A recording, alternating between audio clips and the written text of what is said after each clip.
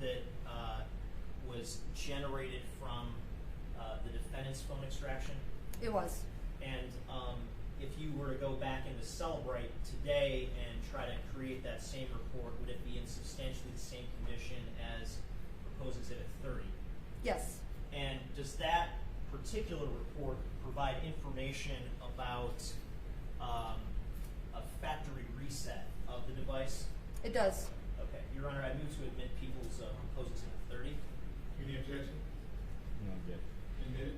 And Detective Markle, what is a factory reset? Factory reset is a complete wipe of the phone. So it reformats the phone. Instead of deleting individual things or deleting entire conversations, this is a complete reformat or wipe of the phone to start from scratch. This would be the condition if you were to go to a phone store and purchase a new phone, when you get that initial welcome or hello screen. And once a device has been factory reset, is data that was previously on the device recoverable at that point? No. And what is the date and time reflected for the factory reset associated with the defendant's phone? January 7th, 2022 at 3:04 p.m. Okay. Have you also, through Celebrate, are you able to generate reports that show web search activity and website visitation activity? Yes, those are some of the categories in the extraction. Okay, I'm holding what's been marked as People's Proposed Exhibit 32, which is indicated as a searched items report. Does that report come from the defendant's phone extraction in this particular case? It does. And is that a report that documents web search activity during a specified period of time?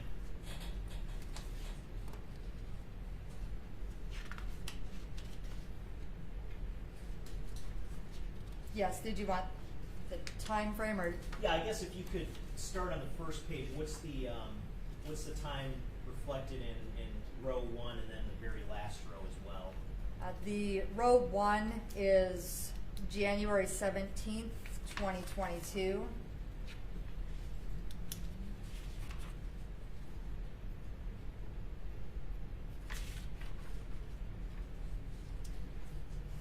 And the last date with this, there are a couple dates. There's January 7th, 2022. Prior to that is a Google Maps, which is November 14th, 2014.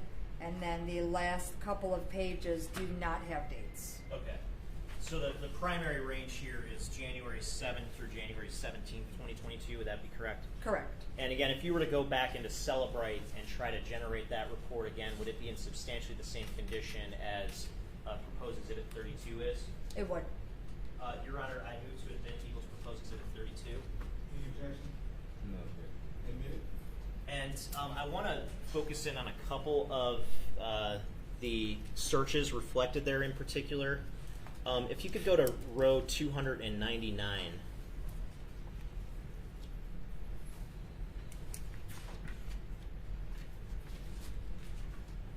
So you said 299? 299. There's 254. Oh, I'm sorry. Let's go to 224. Yes. And can you indicate the date and time and the content of that particular web search? The date and time is January 9th, 2022. Time is 5:12 p.m. And the search reads, how does the authorities pull up last known call info? And are you able to make any determination as to whether there was any attempt to delete that particular search? Yeah, so if you go a couple columns over, you'll see a red yes in one of those columns. The red yes indicates that this particular item was deleted and then recovered. Okay, and then how about row 127? Can you indicate what the date and time and the content of that particular search is? You said 127? 127, please. Okay, yes. The date and time is January 12th, 2022 at 10:21 p.m. And the searched item is how to tell if you're being watched by police. And how about row 124? Can you indicate the date and time and content of that particular search? January 12th, 2022 at 10:22 p.m. And the search is how to tell if there's a stakeout on your property. And how about row number 51? Can you indicate the date and time and the content of that search?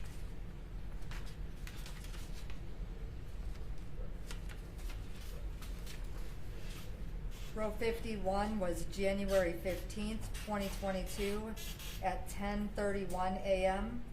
And it reads, why haven't I been arrested if I'm being investigated? And how about row number 47? Can you indicate the date and time and the content of that search? Yes, that's January 15th, 2022 at 12:25 p.m. And it reads, how does the FBI satellite find people? How about row number 46? Can you please indicate the date and time and content of that search? January 15th, 2022 at 12:35 p.m. Can putting a toaster in the bath kill you? And how about number 43? Can you indicate the date, time, and content of that search? January 15th, 2022 at 12:41 p.m. What happens if you put a fork in an outlet? And I want to move next to row number 4. Can you indicate the date and time of that particular search?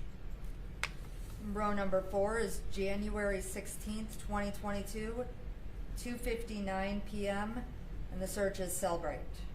And Celebrate, again, does that word have any significance to you? That is the software program that I use for the phone extractions. Okay. I'm also holding what's been marked as People's Proposed Exhibit 33. And is this another report that was generated from the defendant's specific phone extraction? Yes. And is that a report that shows certain deleted web history from the phone? Yes. And again, if you were to go back into Celebrate and try to generate that same report again, would that be in substantially the same condition as People's Proposed Exhibit 33 is in? Yes. Your Honor, I move to admit Proposed Exhibit 33. Any objection? No objection. Admitted. And I just want to focus on one particular entry there. Number 1, can you indicate what that web browsing, the content of the web browsing activity is in row 1? Yes, so the title of the web history or the site. So what this is this tells you the URL and the information where if you do a web search, you do like a Google search, and you see a bunch of results from your Google search, you can click on the individual sites. So that's where the web history then comes in. And this was, can the police track our call list if we delete the call history from our phone? And what was the date and time associated with that web activity? January 9th, 2022 at 5:13 p.m. And actually one further entry, row number 9, can you indicate the content of the activity reflected in row number 9? Yes, row number 9 was another part of the web history, and that is, can the police listened to a previous phone call. And what is the date and time reflected for that particular web activity? January 9th, 2022 at 5:12 p.m. And for these two activities that we've just discussed, is there any indication as to whether there was an attempt to delete that particular browsing activity? Yes, these were deleted. It's shown in the that last column indicated by the red yes. These were deleted and then recovered through the extraction. Okay. One final issue. In connection with this case, did you also play a role in a return on a search warrant for an iCloud account? I did. And was that particular iCloud account for a Rochelle Zion 04 at gmail.com? Yes. And can you describe, just in general, what you did with the data that you received from Apple, presumably, directly? Sure. So the one of the features in the Celebrate program is that I can take search warrant returns and put those files into the Celebrate Physical Analyzer program and create what would look the same as like a phone extraction report. It also has the capabilities of doing that with search warrant returns.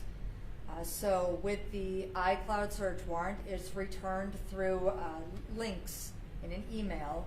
I can, there's a number of decryption steps that have to be taken, but ultimately, once I'm able to download those iCloud search warrant returns, I can process that file or take that original file from Apple and put it into Celebrate just to put it in a more user-friendly or easier to read format within the Celebrate features.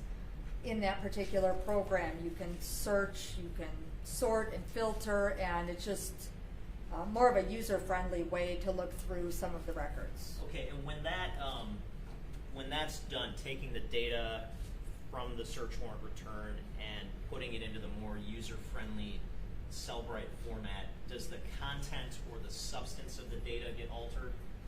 No, there are a number of decrypting steps to be able to access, and all of that encryption by Apple is done to ensure that the records are not going to be manipulated. Thank you. No further questions. Okay, before we do cross-exam, give me 1 second. Mr. Chambers. Yes, sir. Ready on record? I am. Calling case 2358028. People of the state of Michigan. People of the state of Michigan versus Brandon DeAndre Lutton, is charged with count one assault with the name of Lutton, count two domestic violence. Appearance is the word. Good morning, Your Honor. Shelley Drain for the people. P number 60249. And good morning, Judge. Arnie Chambers on behalf of Mr. Rutland, P63956. He stands to my left. Tell me your name for the record, sir. Brandon DeAndre Lutton. This date, time set for preliminary examination. Are we ready to proceed? Your Honor, I am not able to proceed at this time. The complaining witness is not present, and I cannot proceed without her testimony today. The defense will move for dismissal. So ordered. The court will dismiss this matter without prejudice. Thank you. Thank you, Judge. Okay, Mr. Brown. Back on the record on People versus Brazier.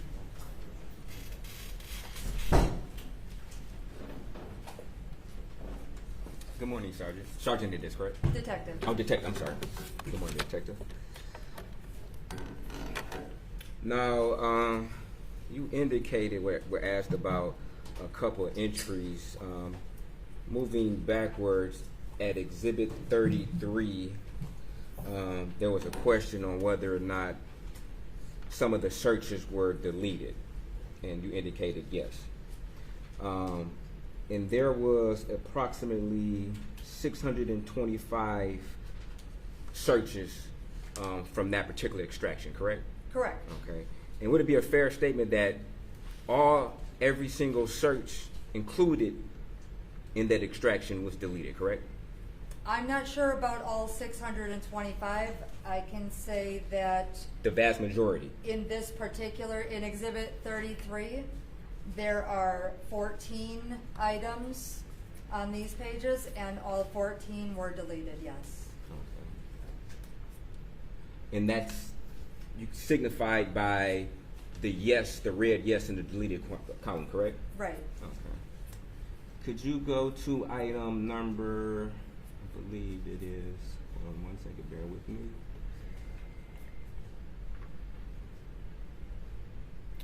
Two 217. In Exhibit 33 in the extraction report. Item 30, or I'm sorry, Exhibit 32. Exhibit 33. Exhibit 33 has only 14 items, 14 lines. Well, I have Exhibit 33 as having 625 different search items. So this, in the web history, so next to the web history, it indicates that 625. Oh, 625, yes. That is the total number of web history items in this particular section. On this document itself, through that sorting or filtering or being able to isolate certain items of your choosing. Yes. In this particular Exhibit 33, only 14 lines are here. Oh, so you don't have the that. total in the full extraction would be 625, but not all 625 were printed or included in this exhibit. Yeah, and Your Honor, if I may just for clarity of the record, the electronic version of the exhibit that I provided to Mr. Brown has 131 pages. I just printed the first, I think, handful of pages to highlight the specific line items that I wanted to address. And Your Honor, may I approach with my electronic copy to show the detective to first authenticate whether or not I have an authentic copy and whether or not she can read from this particular report to answer my questions. All right, thank you.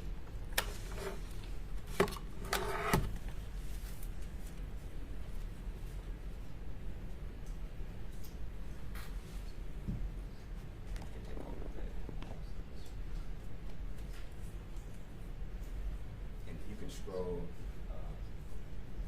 up and down at your pleasure.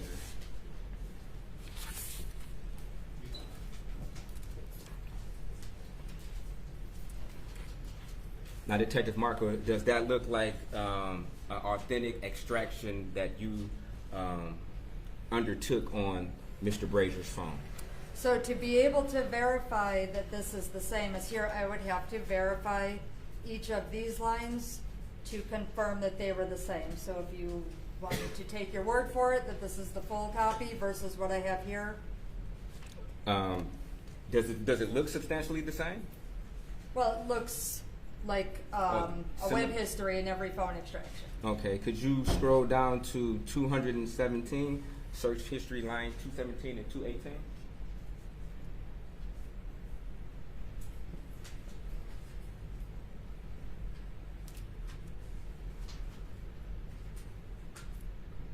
Okay, you said line 217? 217? Yes.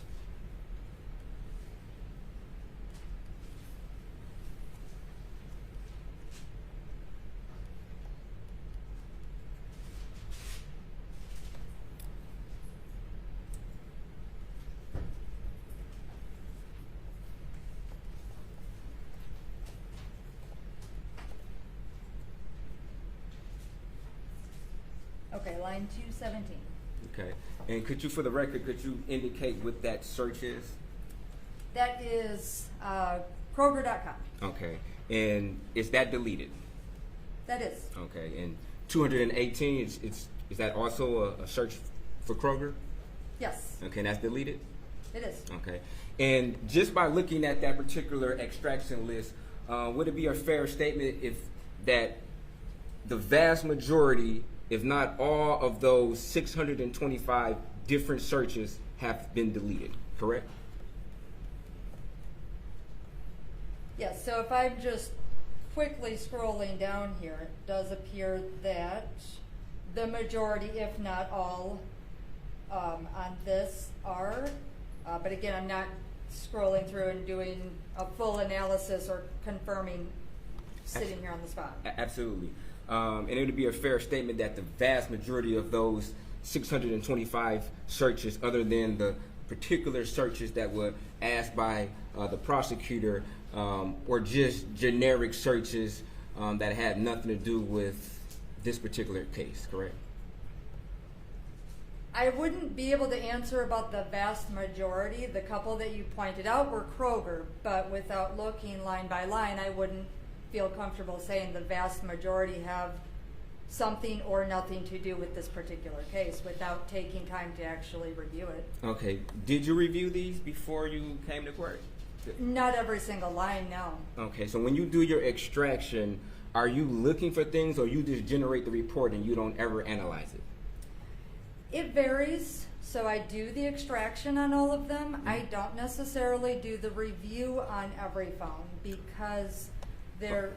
Okay, I'm sorry, I didn't mean to cut you off, but in this particular case, I'm not asking you about any other cases. In this particular case, did you do the analysis after you did the extraction? I assisted with the review, yes. Okay, so it was your job to point out certain items that you may felt were pertinent to the investigation of this case, correct?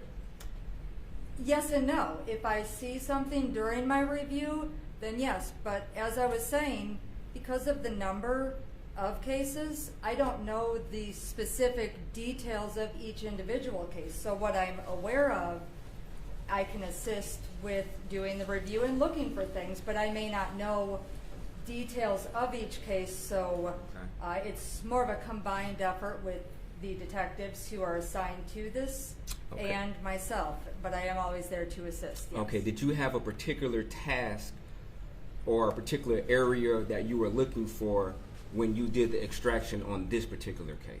No, my specific task is to do the phone extractions. Okay, so in this case... As I can, I do the reviews and I do assist with the reviews. Okay. But to be able to recite thousands of pages, no, I wouldn't be able to do that off of my memory. Of course, fair enough. Well, my question was when you did the extraction, and you indicated that you did assist in the review after the extraction for this particular case, correct? Of course. Okay. And during that assistance in reviewing, you were to look at certain items that you thought were pertinent to this case, correct? That would be a fair... If certain items were, if we were specific, normally a review, even in a broad sense, which is what I do on these. Right. But in this case, I'm not asking you about normally what you do, because you said on this particular case you assisted in a review, correct? Correct. Okay.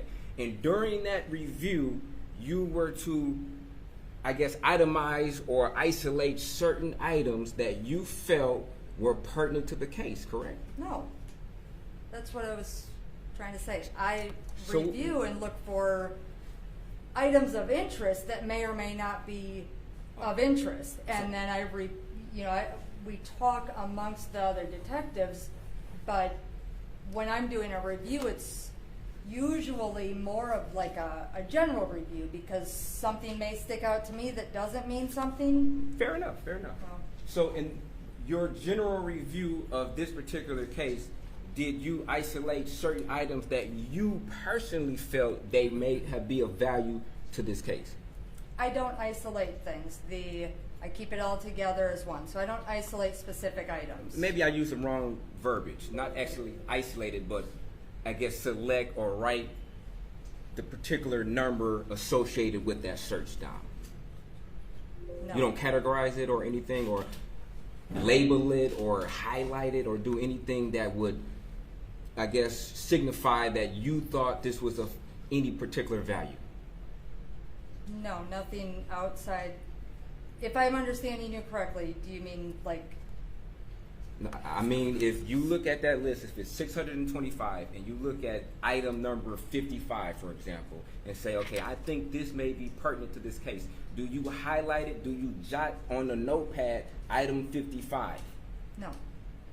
So so when you review it, how do you, I guess, signify that you think that a particular item is of value? So the way that I would review is I look at the section that is called the timeline. And in the timeline section, it categorizes all of the activity in the phone and puts it into a timeline in chronological order. So typically what I would do is look for time periods around each specific case. And if I find something that I think is of interest, I don't document it separately because a review is a constant ongoing thing. Okay, what do you do then? When you find something of value, what do you do? Can you explain that, please? Well, I can let the officer in charge know or their partners know, but I don't isolate something specifically from an extraction because the entire extraction is considered my report. Correct. So to break it up, I wouldn't do that. And that's not what I meant. I'm sorry if I was a little confusing with my question. I didn't mean did you take that particular item outside of the extraction. Mm-hmm. I more or less, did you notate that particular item so somebody else could come behind you and look to see if it is of value, like a detective or a prosecutor or anybody who's making a decision on what is, I guess, ultimately pertinent in the case? No, I don't notate it. You don't notate it? Okay. All right, thank you. May I approach, Your Honor, and retrieve my laptop?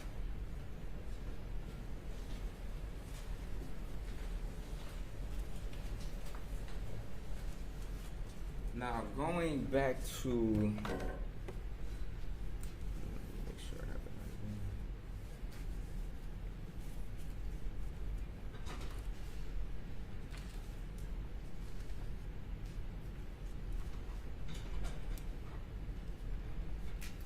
here. Exhibit number 32. You indicated that the date range from your extraction report is from November the 14th of 2014. There's one item. But that's the furthest date out is November the 14th, 2014, correct? Correct. Okay. And that extends from that particular date until January 17th of 2022, correct? Correct. Okay. Now, you also indicated that there was a factory reset. Correct. Now, and you indicated that once a factory reset is done, it erases everything that predated that reset? Correct. On the Okay. device. Okay. And you wouldn't know why a person would do a factory reset, correct? I don't. Okay. And sometimes it's possible that a factory reset, I guess, could have been done to speed the phone up. If it's too much spamware or too much documentation on the phone, one could free up some memory by doing a factory reset, correct? Well, you'd free up all of the memory by doing a factory reset. But there could be many reasons. Correct. And from your experience, is it true that sometimes even a cell phone provider or individual who works at a company may give advice to an individual in order to speed up their device? One should do a factory reset to clear any past items, spyware, or things that may be slowing the phone down. That's a possibility, correct? I suppose it could be a possibility. I don't work at a cell phone store, so I don't know if they would recommend a factory reset for spyware. But there could be any number of reasons why it would be recommended that I don't know about. Okay.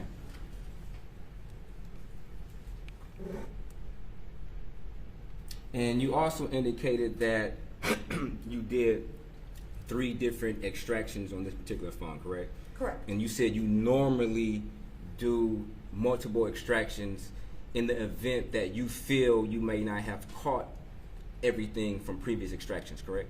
Correct. That's Okay. something we frequently do, yes. Okay. And you said you normally don't compare the extraction to see whether or not something new is actually in the subsequent extraction? No, I don't generally do, when I refer to like a comparison, I'm thinking of like a side-by-side comparison. No, I wouldn't normally do that. Okay.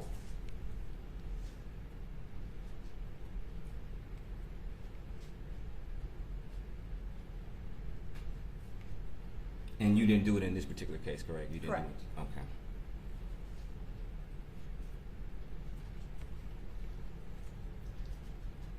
Is it possible for, I guess, something to be on a previous extraction that doesn't show up on a subsequent extraction? I suppose it could happen. But you wouldn't know because you don't do the comparisons, correct? I didn't do a comparison, correct.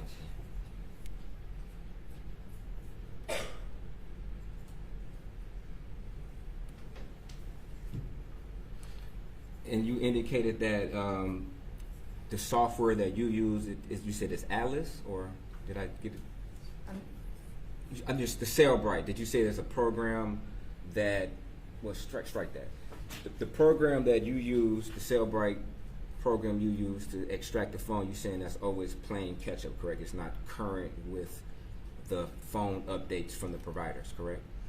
Right, so each phone, a security update or a software update on our phones that we get on our own personal devices, the software such as Cellbrite has to update their program or send out an update to, if there's something on that security update that may possibly block Cellbrite. Okay. Then once the Cellbrite update comes out, then it wouldn't block it. Or a phone where we may not have been able to get everything from a previous Cellbrite version, as updates with the software go on, it may be possible to get more information. Okay. And as far as extracting encrypted material, you indicated that iPhones or Apple, they have is it fair to say they have a pretty sophisticated encryption software on their phones? I would say they do have a decent security feature on their phones. With the encryption part that I was referring to, that was the iCloud, not an iPhone. The iCloud, okay. Forgive me. And once you convert or extract the iCloud and put it in the Cellbrite, you indicated that it doesn't change any of the variables or information? Correct, it doesn't change the information. Okay. And now you provided a particular decryption code in order to keep the information authentic? Yes. Okay.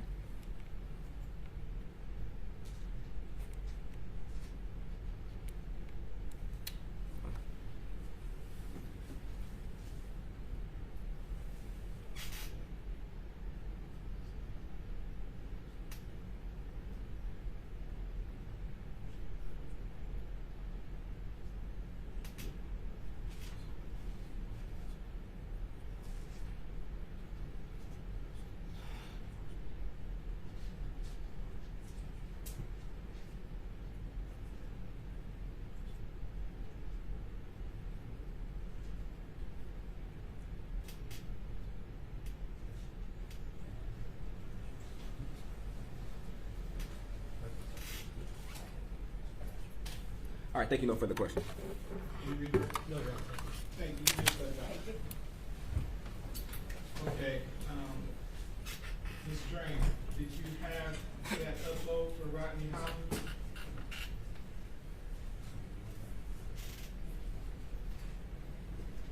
Yes, Judge. I do have it, and I already forwarded it to Ms. Barron. All right, so new development, I understand, at least I'm told that the defendant has tried to contact the victim after I told him not to, so I will be holding him to the court after a hearing. He'll be with us for another 60 days. So, given that he'll be back before me in another 60 days or so, I'm inclined to adjourn that matter. Okay. And have your witness come back to a date that's convenient for her. Thank you, Judge. Can we find out what that date is? Yes. Thank you.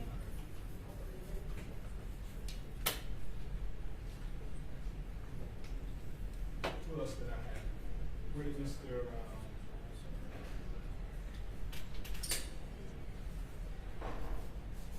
Mr. Ogletree?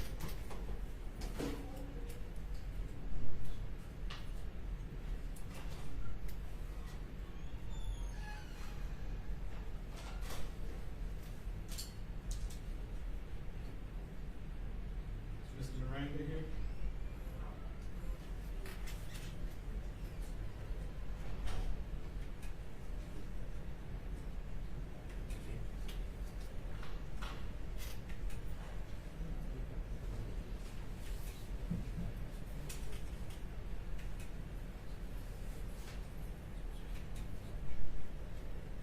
Can we have Mr. Ogletree step in?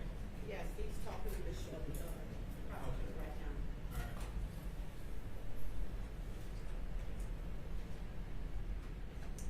You can see up in next to this. Thank you. It's going to be OIC technical. All right.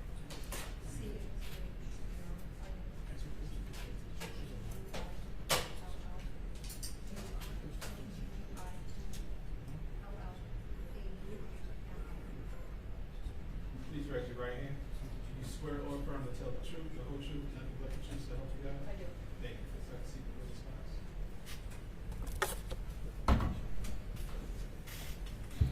You may begin when you're ready. Thank you, Your Honor. Good morning. Could you please state and spell your name for the record?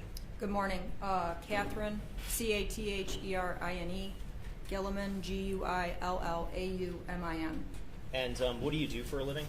I'm a detective with the Detroit Police Department, And what's your current assignment with the Detroit Police Department? homicide unit.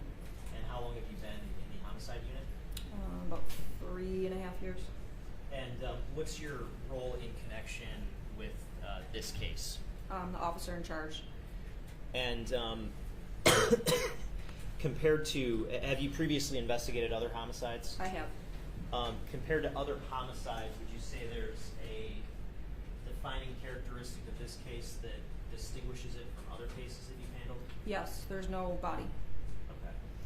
And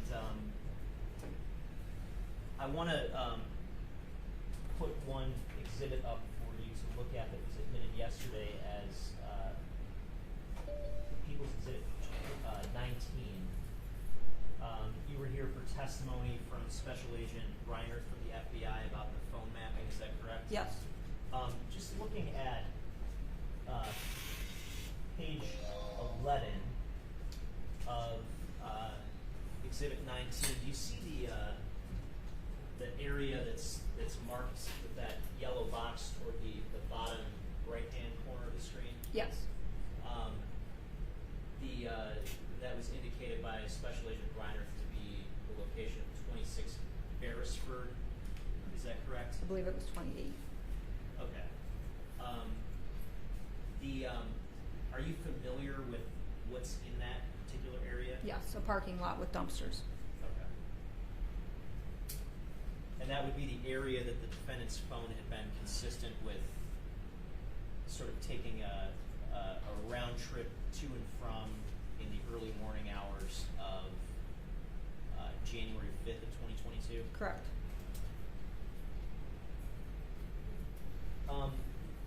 What point did you become involved in the investigation in connection with this case? I believe January 18th, I became the OIC Okay, of 2022.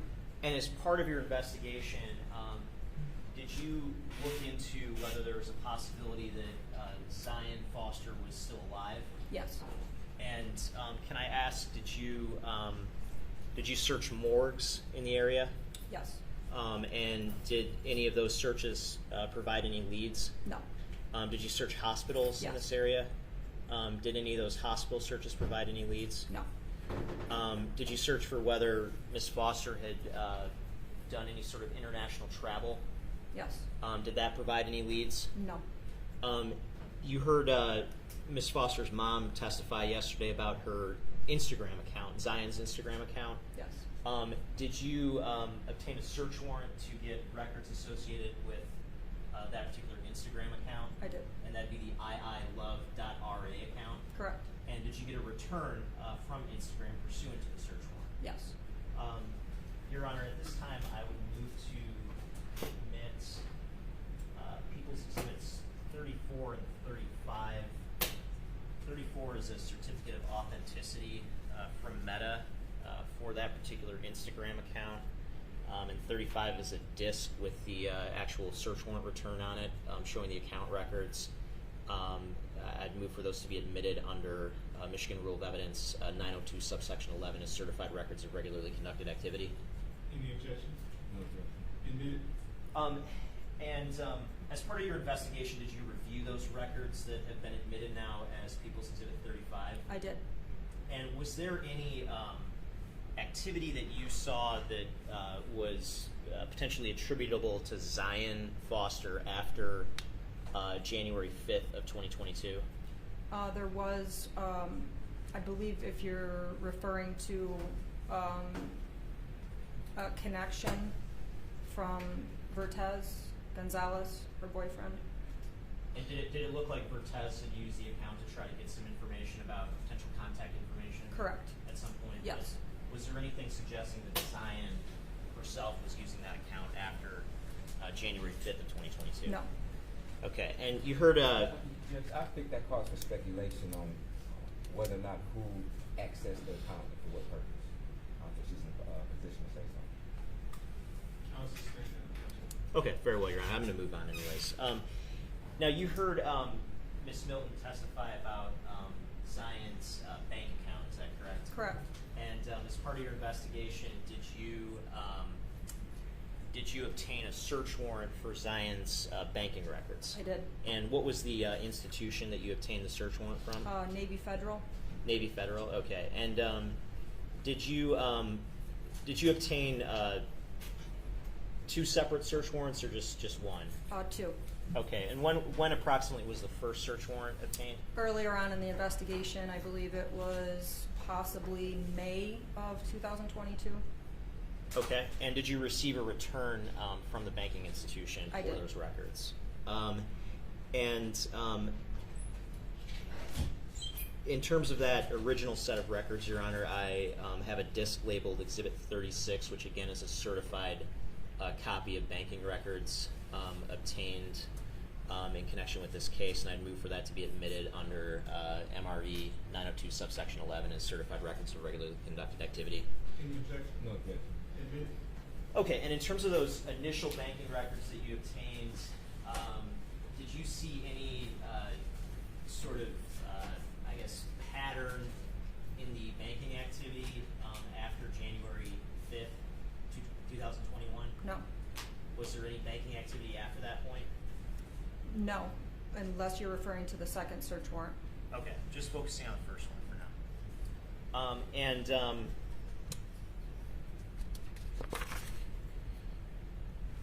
You also heard Ms. Milton testify about the iCloud account associated with Zion. Is that correct? Yes.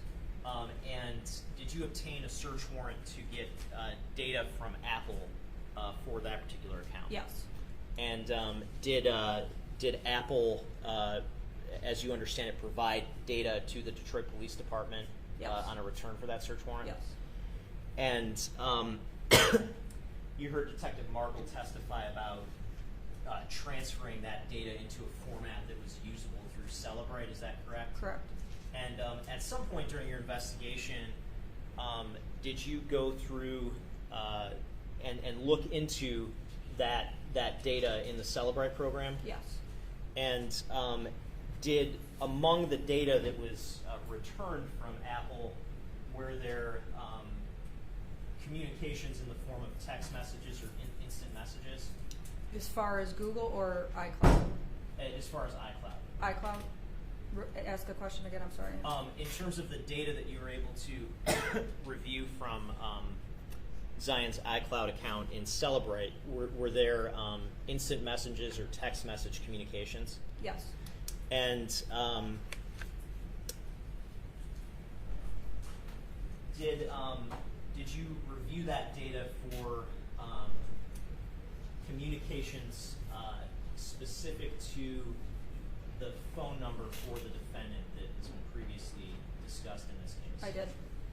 And were you able to generate reports showing those particular communications between Zion's iCloud account and the defendant's phone number? Yes. Okay. Your Honor, I'm holding what's been marked as People's Proposed Exhibit 37. It's a certification from Apple for the iCloud account and business record certification.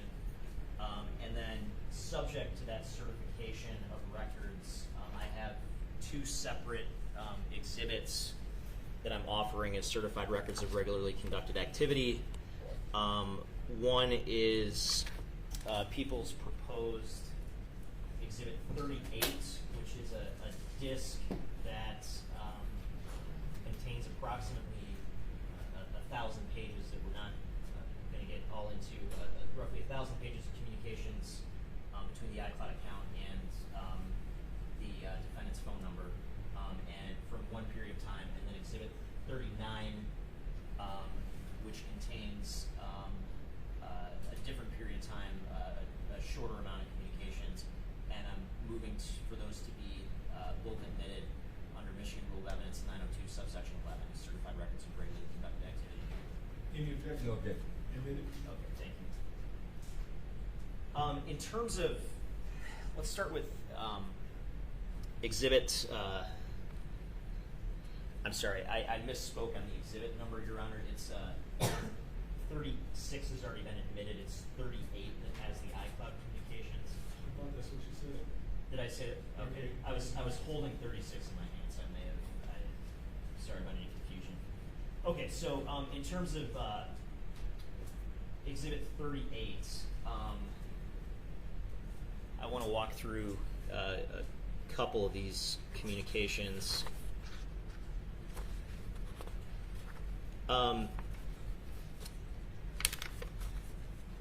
Approximately, what was the frequency of communication that you observed between Zion's iCloud account and the defendant's phone number through these iCloud records? Was there a lot of communication between the two? Yes. Okay.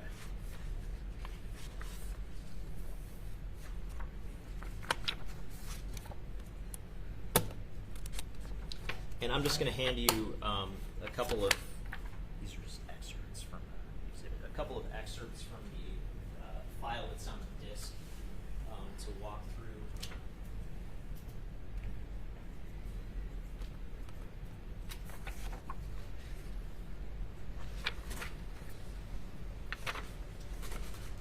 And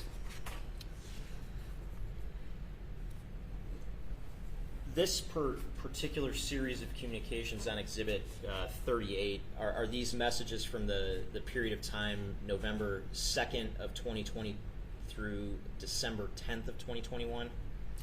I know those are just excerpts that you're holding in your hand, but in terms of the overall extraction on the disk, is that your understanding? Yes. Okay. And now, among these messages,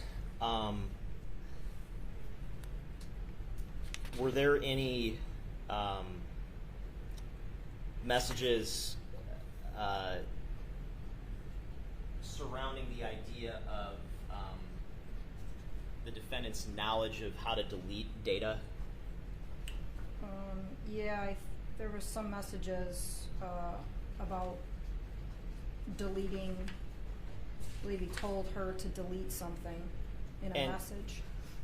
So let's go to page 574. Do you have that in the extraction or in the excerpts that you have? Yes. Okay. Can you read the message that's reflected on page 574? You want me to read it? Yes. So the date is 5/26/2021. Is that what you're referring to? At 3:47 p.m. It says, I gave my auntie my contact info.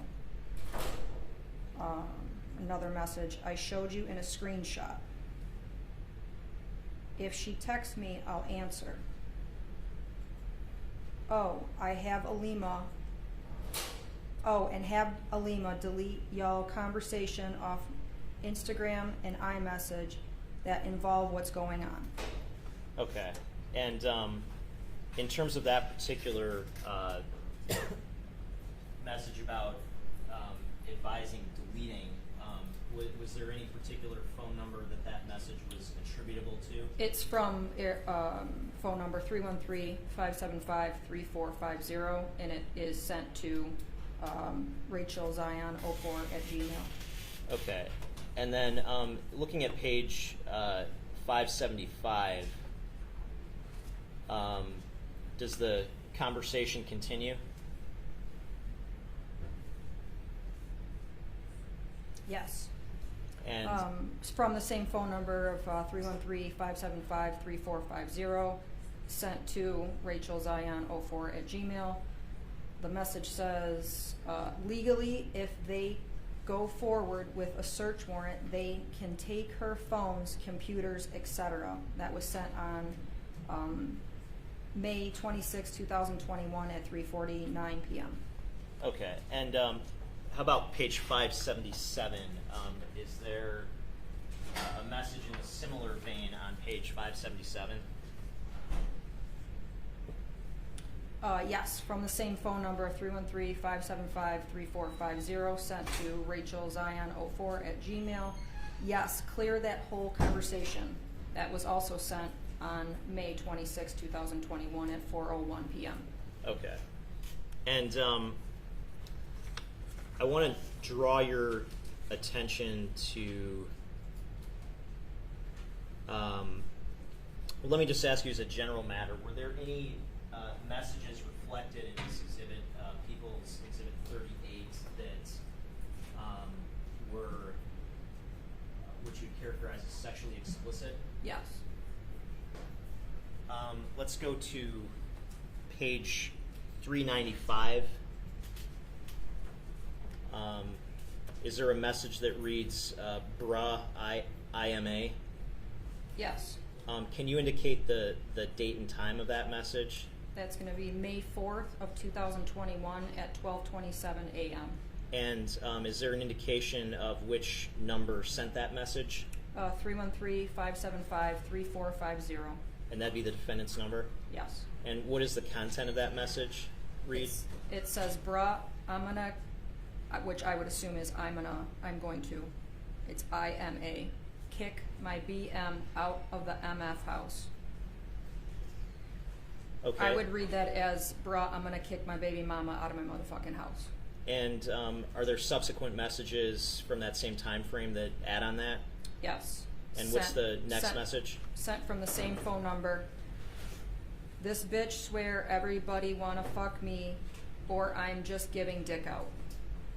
Okay, and that was sent from the same 313-575 number? Correct. Okay. How about page 724 through 726? Do you have those in the excerpts that you have?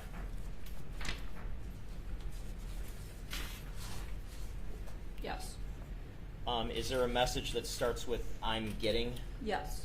And what is the date and time of that message? June 25th, 2021 at 11:32 p.m. It is sent from 313-575-3450. The message reads, I'm getting my dick gobbled, RN, which what I would read as right now. And does that message continue in a subsequent message? Yes, same phone number, like RN right now. And does the message continue from there? Yes. And what is the content of the follow-up message? The response is, bitch. Another message followed up from the same 575 number, are you okay? there was a response that was laughed at the comment or the message bitch from 575.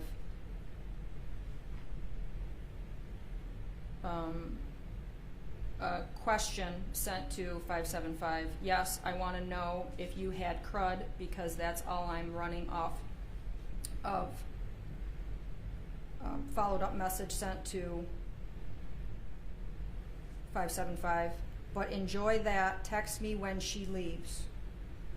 575 phone number then sends, bro, this bitch asked 60 seconds in and she talking about her jaw tired and can't throat me. Message continues. Sent also from 575. She about to be outside in the rain. And what was the time period of this particular sequence of messages? Sent pretty close in proximity. This was also on June 25th, 2021, 11:30ish p.m. These messages are back and forth around that time frame. And how old would Zion Foster have been at around that time? Those messages? During that time, I believe she would have been 16. And how old would the defendant have been around that time? During then, I believe he would have been 21. Is there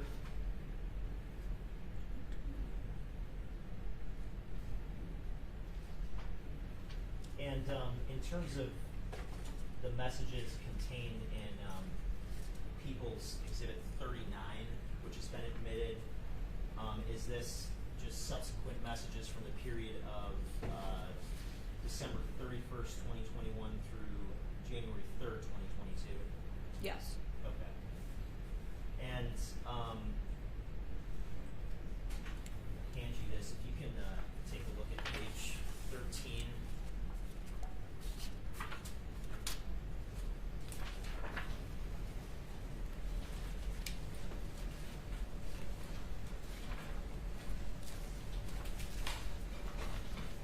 Is there anything, I guess, notable in the messages on page 13? The phone number 575 sent Zion. I was bored and began getting into psychedelics, in parentheses, shrooms, LSD, etc. Very great experiences. Okay, and how about page, and I guess just for clarity, when was that message sent? 12/31/2021. And how about page 11? Was there anything notable on that page?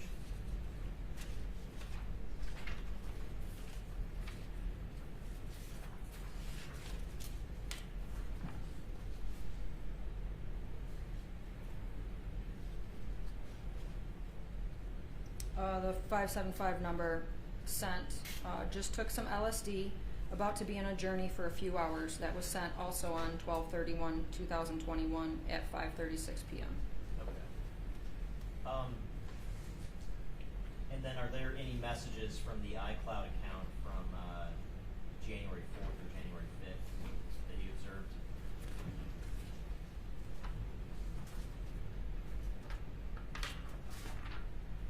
That's not on here.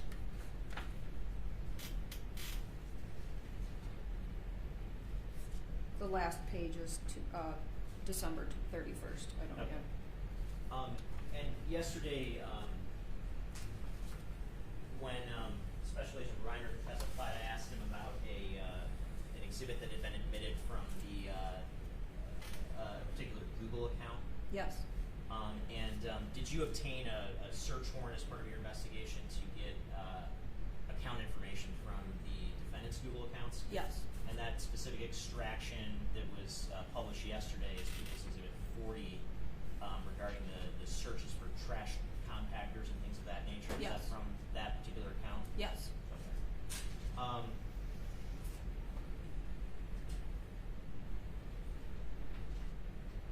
I want to ask you, just as foundation for some other issues, are you aware of the time periods in which the defendant has been incarcerated after January 5th of 2022? Yes. And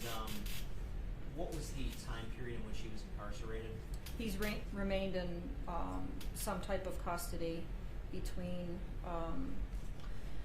January 19th, 2022, and he was released from Michigan Department of Corrections on January 17th of this year, 2023. Okay, and so during the time frame of October of 2022, would the defendant have been incarcerated at that particular time? In prison, correct. Do you remember the dates that the defendant was arrested on a murder charge in this case? I don't believe, I want to say January 18th or 19th of 2022. Probable cause. Probable cause, okay. Yes. How about on a warrant for No, for no. murder? That was recently, I believe that was June 12th of this year. Okay. Contemporaneous with the defendant's arrest, did you participate in the execution of a search warrant at a particular residence? I did. And I don't want to put the address of the residence on the record, but through your investigation, did you gain an understanding of who you believe to reside at that residence? Yes. And who was that? Jaylin Brazier, his girlfriend Katrina Smith, and their children. Okay, and Katrina Smith would be the same Katrina Smith that testified yesterday? Correct. Okay. During the course of the search warrant execution, did you seize a particular phone? I did. And I'm holding what's been marked as People's Proposed Exhibit 43.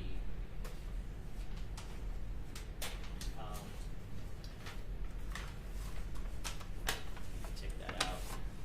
Does that phone look familiar to you? Yes. And is that a phone that you seized during the execution of the search warrant Yes. at that particular residence? Yes. Is that in substantially the same condition it was in when you Yes. seized it? Your Honor, I move to admit Exhibit 43. Any objection? No. Admit it? And when you seized that phone, did you do anything with it in particular? I gave it to Detective Markle to do a phone extraction.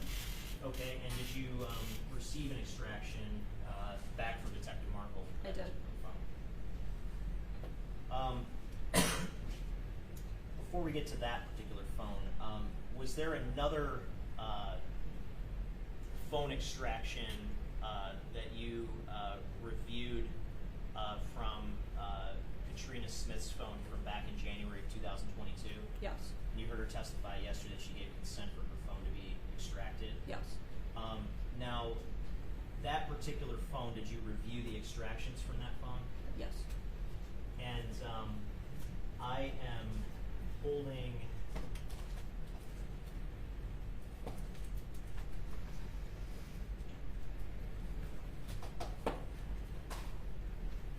what's been marked as People's Proposed Exhibit 41. Is this just the preliminary device information report from that particular phone? Yes. And does that show just kind of the basic device information, like the phone number? Yes. And if you were to go back into, was that report generated using Celebrate? Yes. And if you were to go back into Celebrate today and try to generate that same report, would it look the same as that exhibit that you're holding in your hand? Yes. Your Honor, I move to admit Proposed Exhibit 41. Yeah, I'm just gonna object just because I don't believe she's the individual. I can't hear you, sir. I don't believe she's the individual who did the extraction, so she's not in a position to authenticate this extraction report and the contents therein. Judge, Detective Markle testified extensively about the extraction process. She testified about how reports are generated using Celebrate. She testified that, usually she's not the one that actually goes in and generates specific reports after she puts the entire extraction on evidence. Is this a report that this officer generated? Yes, I mean it's a report that she has the ability to authenticate as coming directly from Celebrate, from the program for this particular phone. Did she get it from there?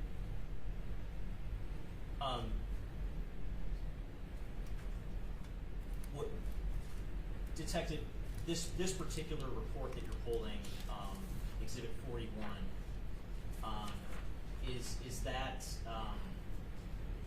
is that just sort of a copy of the first couple of pages of the overall extraction? Yes, this And- looks like every other, Who did the overall extraction?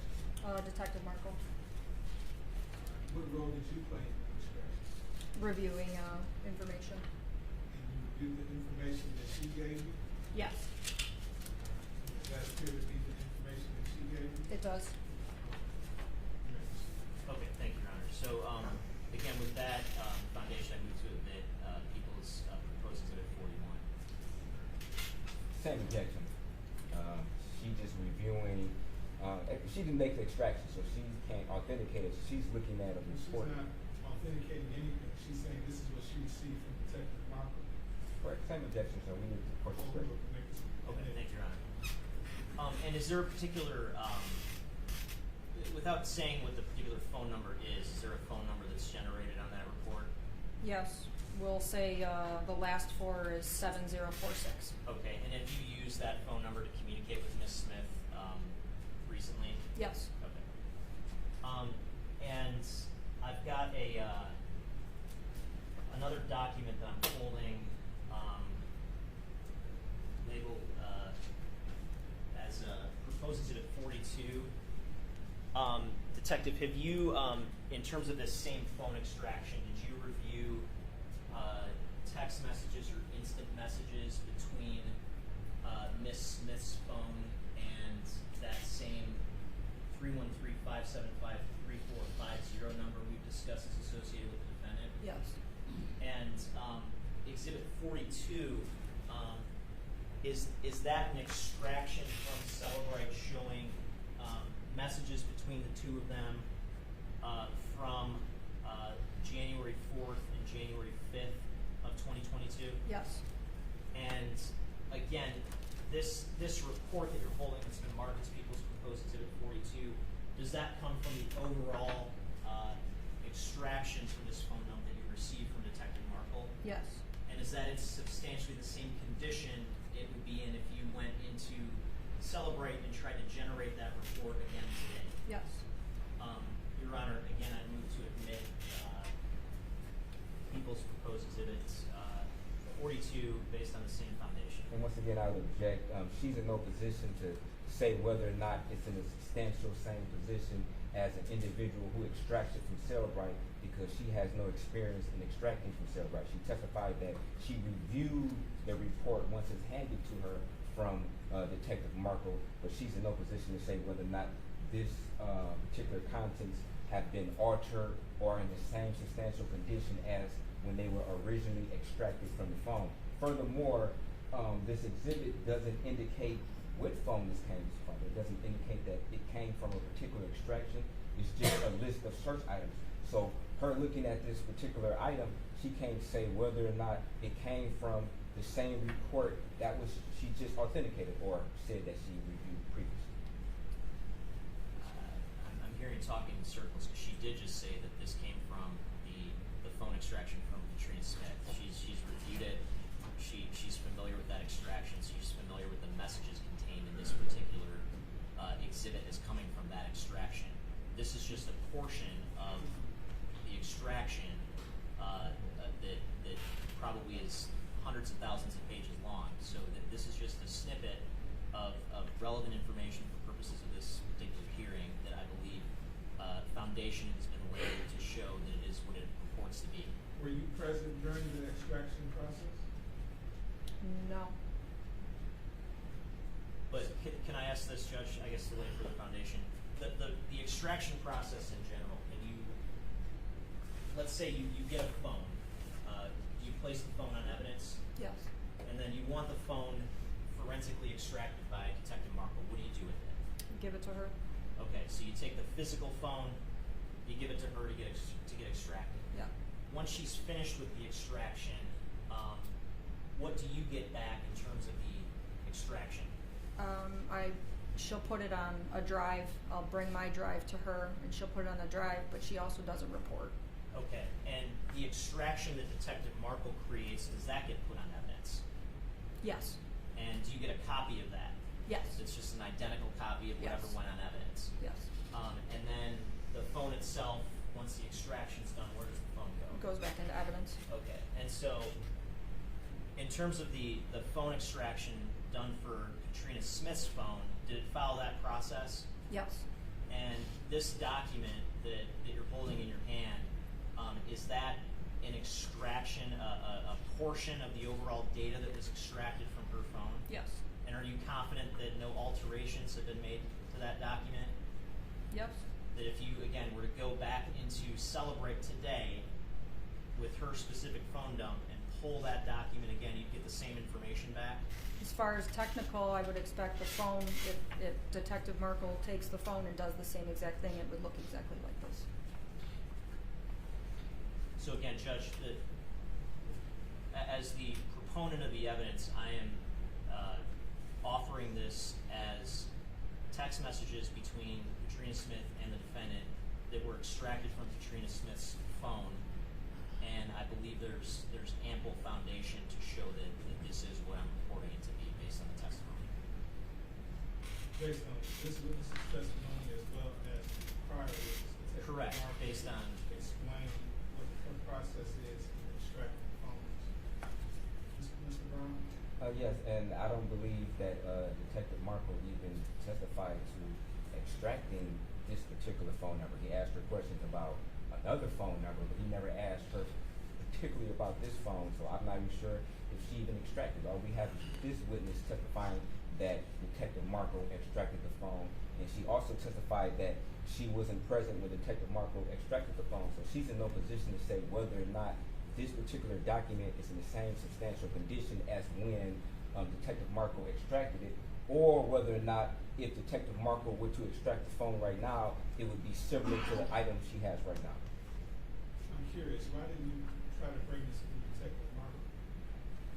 Because Detective Markle is not the one that goes through and analyzes and looks for specific messages like are reflected on this document. So that's Did generally she testify consistent with that? right. And so what we try to do, because she dumps thousands of phones per year, we're trying to limit her testimony to foundational Did she things. testify as to doing a dump on this particular number? I didn't ask her about this particular phone. What I asked her is, did you do a number of phone dumps in this case? And then I asked her about the particulars associated with the defendant's phone. But again, for purposes of this hearing, Judge, I mean, there's no question that this document comes from a phone dump associated with Katrina Smith. I mean, it's just, we can bring Detective Markle back here. Sounds like that's what you're gonna have to do.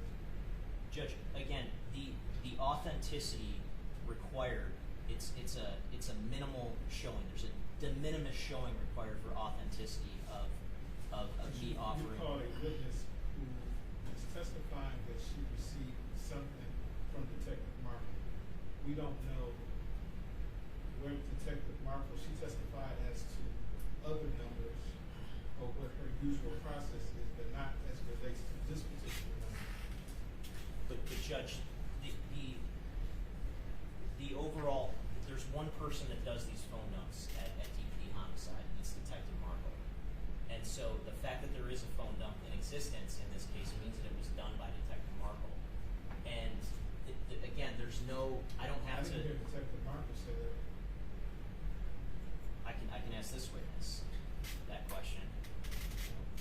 And Your Honor, I think that'd be totally improper. We don't know that. I don't know that. The evidence has not been shown that Detective Markle is the only individual from Detroit Police Department who does phone extractions. And I'm not sure if this witness is in a position to know that. Can I ask the witness? Yeah, Okay, Detective Gilman, presently, who does phone extractions for the Detroit Police Department homicide unit? Detective Sarah Markle. And is there anyone else who does phone extractions for the Detroit Police Department's homicide unit? Not currently. As far as you're aware, you have a number of phone dumps on evidence in this case, or phone extractions on evidence in this case? Yes. As far as you're aware, based on being the officer in charge of this case, who placed all those phone dumps on evidence? There's only one phone that wasn't done by Detective Markle because she had a lot of homicides during that week with homicide phones, and it was done by cybercrimes, and it's notated. And that wasn't this phone that was No. that we're talking about with Katrina It was Smith, not. is that correct? It wasn't. Okay, so I thought you just said that Detective Marco was the only one who does these phone dumps, and now I'm hearing that cybercrimes does them too. It sounds like you're saying that there was a set of circumstances where there was, for a particular phone dump, Detective Markle didn't do it. Yes. But that's not the phone we're talking about here. That's not a typical situation. Detective Markle usually does all the phones for homicide. This particular situation was give with consent, and this was one of Zion's friends, and I didn't want her to wait for this phone dump for 4 or 5 hours. So cybercrimes assisted me, but that is not a typical situation. And that was a situation where a witness was at Detroit Police Department headquarters, handed her Yes. phone over, you took the phone, you got it Yes. dumped, you gave it right back to her. Yes. Okay. And Your Honor, I believe they contradicted themselves. I mean, originally they said that Detective Marco was the only person who does phone extractions. And then she just said that cybercrime does it in a atypical situation. You also testified earlier that this is not a typical case. So we're not sure on how many different phones were extracted from other individuals than Detective Marco, since she testified this is not a typical case since there was no body found. So I'm sure there's a possibility that it could have been other individuals who extracted phones. I think in the interest of crossing your T's and dotting your I's, you're gonna have to Detective Marco to testify as to when a phone dump in this particular one. Judge, can I cite one case, if I may, just on the overall theory of foundation and authenticating evidence. And the particular case that I'm looking at is a case called Mitchell versus Kalamazoo Anesthesiology. The citation for that case is 321 Mish App 144. And it talks about the requirement for authenticity under Michigan Rule of Evidence 901 subsection A. And the court says, essentially, Michigan courts have interpreted that rule as requiring the proponent only to make a prima facie showing that a reasonable juror might conclude that the proffered evidence is what the proponent claims to be. Once the proponent of the evidence has made the prima facie showing, the evidence is authenticated and may be submitted. The court goes on to indicate that the Michigan courts and federal courts interpreting the same rule under the federal rules of evidence have determined that these and other federal authorities generally hold that a bona fide dispute as to the authenticity or identity is really something that goes to weight and not the admissibility of a particular item of evidence. And the court also uses this phrase, a de minimis showing. And so, again, my position is that this is the officer in charge of the case. She has, as the officer in charge, control over the evidence. Phone dumps are items that go onto evidence. She reviewed Katrina Smith's phone dump, and she has indicated that this is something that comes from that phone dump. I think that if we're happy to call Sarah Markle back here, but it's just We could have had her back here all this time. We've been arguing, so she would have been here and gone by now. Go ahead. I'm just saying, Your Honor, this is it's not a. I don't think it's a necessity at this stage, or even if we were at trial. So, Mr. Brown, as it relates to it going as to what weight the court should give as opposed to admissibility, what say you want that? Your Honor, I would agree that, I would say that it's not admissible because it hasn't been authenticated. I think my earlier argument, she's not in a position to authenticate. As such, we don't know, even if Detective Markle did extraction, we don't know if Detective Markle works alone. I think Detective Markle testified that, it's a team of them who does the extraction. So there might be other individuals under Detective Markle. Well, I will say this, and I've been doing this for quite some time. The only person I've ever seen testify as to phone extractions is Detective Markle. And Your Honor, I've been doing it for maybe not as long as you have, but I've had cross-examination from other phone extractors from Detroit Police Department. So I'm not sure. That didn't involve Detective Mark? That did not involve Detective Marco. I can't think of the name off the top of my head, but there is another individual who does phone extractions. Maybe not in the homicide unit. It was attempted murder. It wasn't a homicide case. But that person did the phone extraction, and Detective Marco was not the individual there. So I'm not sure how many individuals. Just like a detective here just testified that somebody from cybercrimes did another particular phone. So whoever that person is from cybercrimes may be the same individual I'm referring to, that I just can't think of the name. So just with that admission right there, we understand that under some circumstances, Detective Marco is not the only person who does extraction. Judge, can I suggest this? Conditionally admit the evidence. We'll have these documents published while Detective Billiman is on the stand, and we can recall Detective Marco later this afternoon to close the foundation.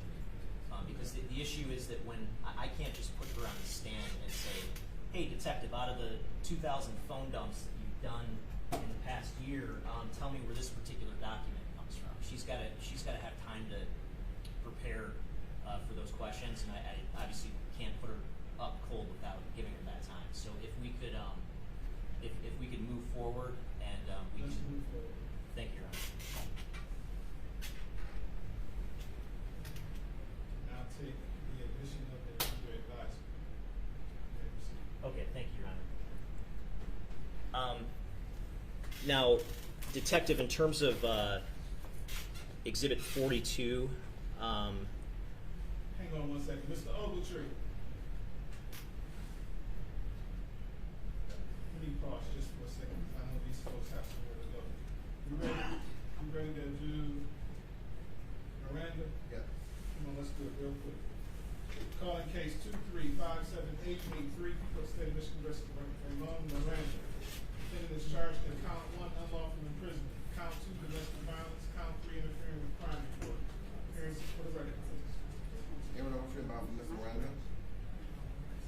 Your name, Good morning, Your Honor.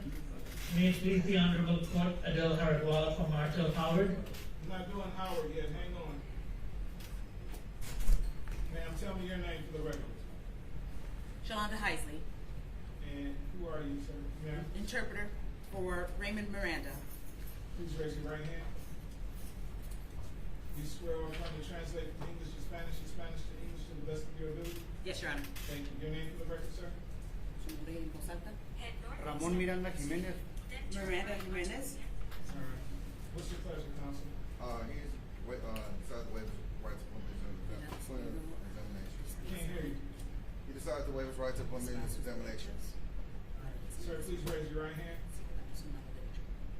Do you swear or affirm to tell the truth, the whole truth, and nothing but the truth, so help you God? I swear. Thank you, sir. You can put your hand down. Sir, you understand you have a statutory right to have a preliminary examination? By waiving the same, that means you won't have one. And you'll be bound over to Wayne County Third Circuit Court as you stand charged in complaint 1. You understand that? Okay. You understand the nature and the purpose of preliminary examination?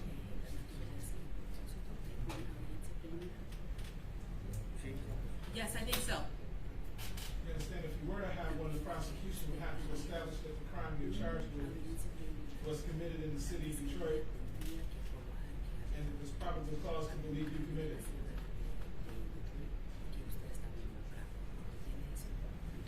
Yes, I understand. Is anyone forcing you to waive your right? No? Has anyone promised you anything? No? Are you waiving your right freely and voluntarily?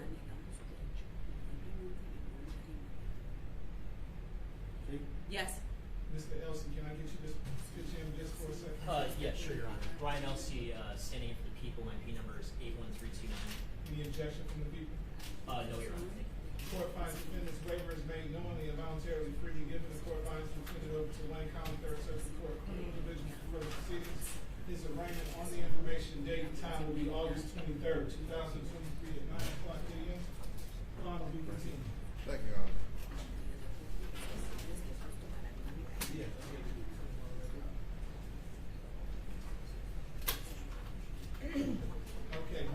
Howard, real fast. Again, good morning. Calling case 2356802, people of the state of Michigan versus Martell Howard. Defendant is charged in count 1 kidnapping, custodial interference. Count 2 domestic violence. Defendant has an habitual offender for defense. Appearances for the record, please. Good afternoon, Your Honor. Shelley Drain for the people, P number 60249. Good afternoon, Your Honor. Adele Haradwala, P number 40095, appearing on behalf of Martel Howard, who is present in the courtroom before the Honorable Court. Tell us your name for the record, sir. Your Honor, I had spoken with Mr. Martel Howard last time, and the agreement was that if the complaining witness does not show up today for the preliminary examination, I will make a motion. On the other hand, if she does show up, then he will be waiving it. I do not know the situation because I haven't spoken with the prosecutor. Are people ready to proceed? Your Honor, I am not able to proceed at this time. This matter was set at 12 p.m. It is now 12:44. I don't have any explanation for the complainant's absence, and I cannot proceed without her testimony today. In that case, Your Honor, we make a motion to dismiss. So ordered. The court will dismiss this matter without prejudice. Thank you, Judge. Thank you, Your Honor. I've already explained to my client what that means. Thank you, Your Honor. Have a great day. You too. Okay, we are back on record on people versus Brazier. Brazier, I'm sorry. People. Thank you, Your Honor. And at this time, may I publish the conditionally admitted Exhibit 42? Yes. Thank you, Your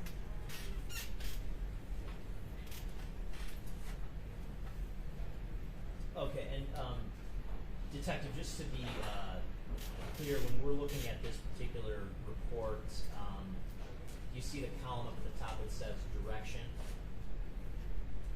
Yes. Okay, and does that tell us whether a particular line is an incoming message or an outgoing message? Yes. Okay. I want to go to row number 99. Return to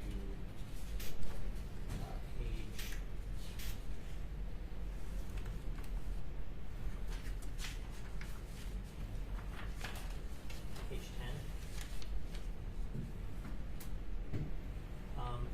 That particular row, is that a outgoing message from the phone or an incoming message? Outgoing.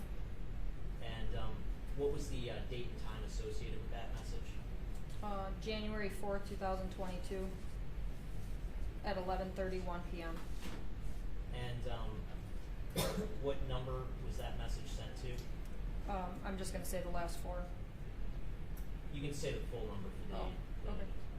313-516-7046. I'm sorry. What was what number was the message sent to? Oh, sent to. I'm sorry. 575-3450. And what was the content of the message? The message says sick and I can't breathe with this mask on. Okay.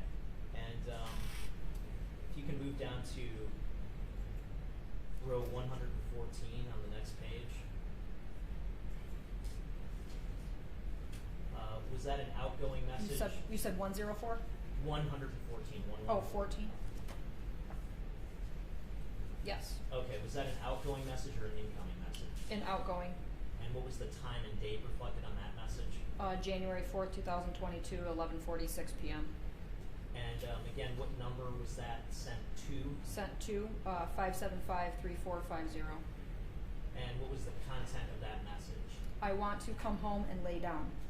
And in the very next row, what was the response to that message? I bet, baby. Okay. I wanna move to row 134 on page 12.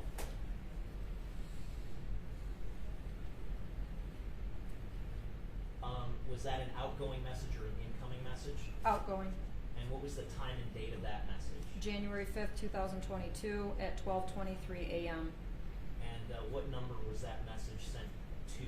Sent to was 575-3450. And what was the content of that message? But how's your high? And what was the response? The response In the was very next row. Yep. The response was relaxing AF. Actually fell asleep. Okay. And I want to go to row 139 toward the bottom of the page. Was that an outgoing message or an incoming message? Outgoing. And what was the time and date of that message? January 5th, 2022 at 1:25 a.m. And what number was that message sent to? The 5753450. And what was the content of that message? I think I need to come home. Okay, and what about the very next message, 140, reflected on the next page? Was the response was, I don't feel good. Was that a response or was that another I'm sorry, outgoing it's message? another message followed up. It's another outgoing message. Okay, and what was the time and date of that message? January 5th, 2022, 1:25 a.m. And what number was that message sent to? Sent to the 5753450. And again, what was the content of that message? I don't feel good. Okay, and if you look at row 142, is there an incoming message reflected in that row? Incoming And what was message. the time and date of that January message? January 5th, 2022 at 1:28 a.m. And what number was that incoming message from? from 5753450. And what is the content of that message? You can make it, baby.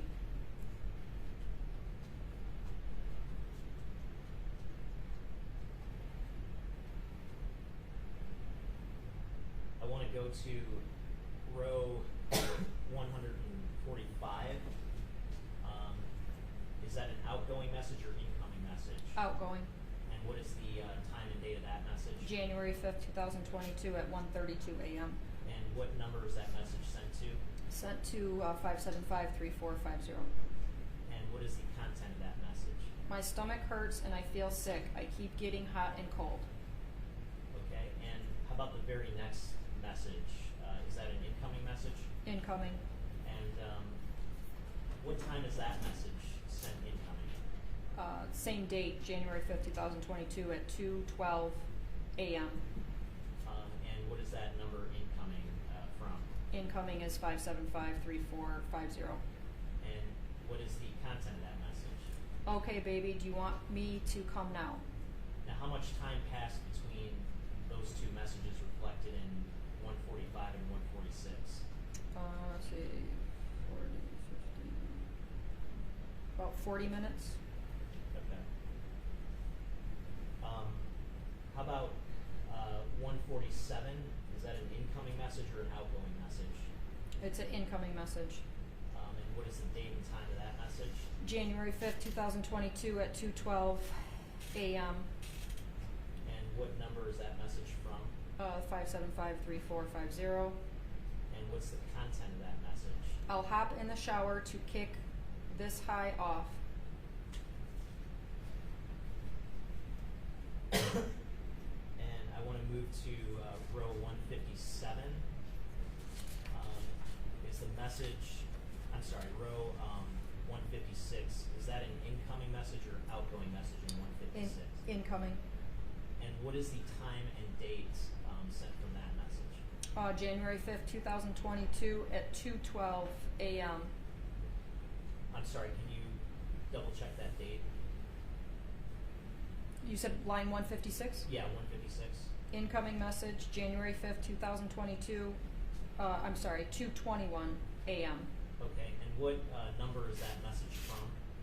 5753450. And again, is that the number that's been associated with the defendant? Yes. And what is the content of that message? Nyla scratched my neck. And what is the response to that message? The very next line, 157. WYM, what I'm guessing, how I read it is, what do you mean? She was walking over you? And was there another incoming message following that? Yes. And when was that incoming message sent? 2:25 a.m. And what phone number was that incoming message sent from? 5753450. And what's the content of that message? I was trying to tickle her stomach and she beat my ass. Okay. Now, in terms of the overall investigation, the time frame of when this message was sent about Nyla scratching my neck. Does that time frame have any significance to you? As we go throughout the investigation, this would be about the time where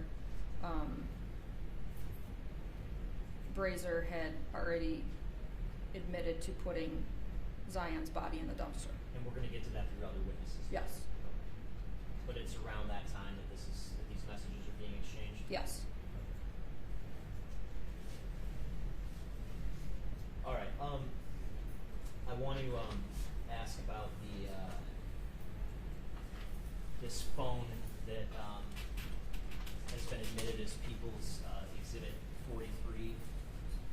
And is it correct you testified that that particular phone was recovered from the residence of the defendant on the date of his arrest? Yes.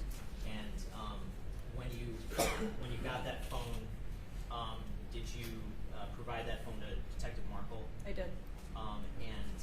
Did you receive a forensic extraction back from her? I did. And did you review that forensic extraction using the Celebrate program? I did. And are you, based on your review of that forensic extraction that you received for this particular phone, did you obtain some familiarity with some of the communications included in that phone? Yes. And I want to ask,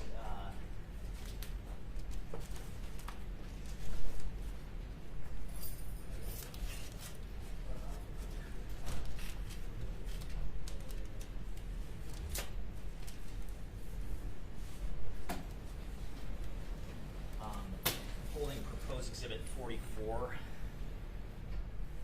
And again, is this just a preliminary sort of report for that particular phone that would list the basic information from the phone? Yes. And is that essentially just the first couple of pages of the forensic extraction? Yes. And does that give us a phone number associated with the phone? Yes. And is that the same number from the prior Katrina Smith phone dump that Yes. we discussed? Your Honor, actually, if you were to go back into the extraction today through Celebrate, would you be able to reproduce that very document that you're holding in your hands? I believe so. Your Honor, subject to the same, issue before, I would just ask that this preliminary device report labeled as proposed exhibit 44 be conditionally admitted. Or taken under advisement. Okay, thank you, Your Honor. And in terms of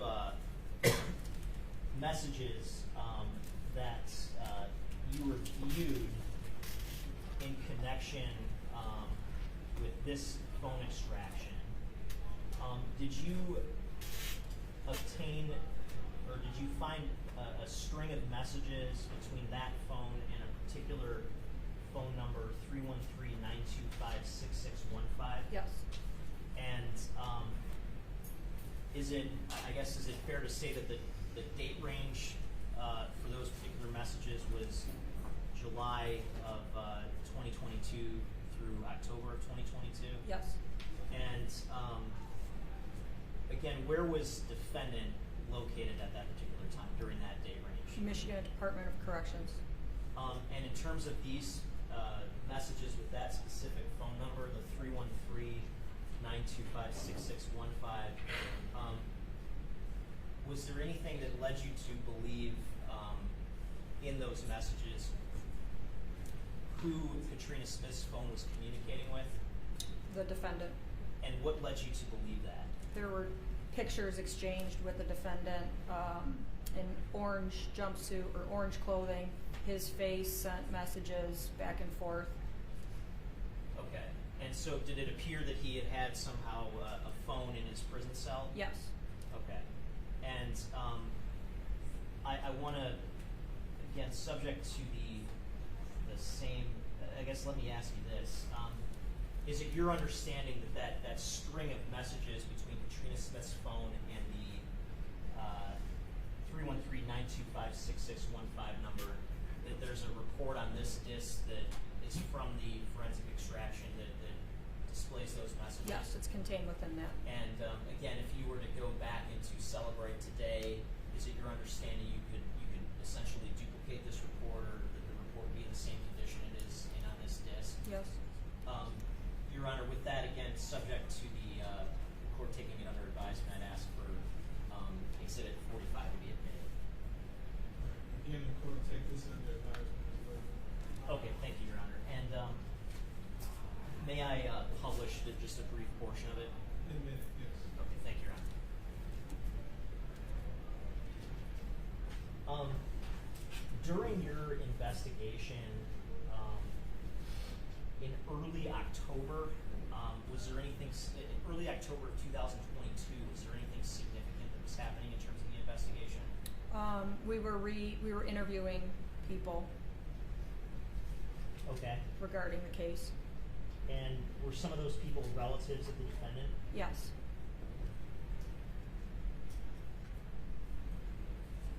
And I want to hand you an excerpt from the document contained on the disk. You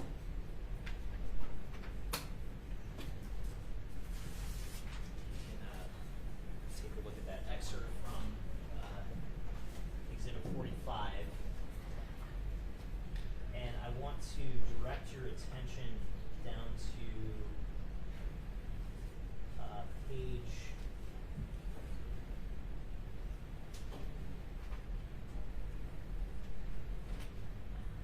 207.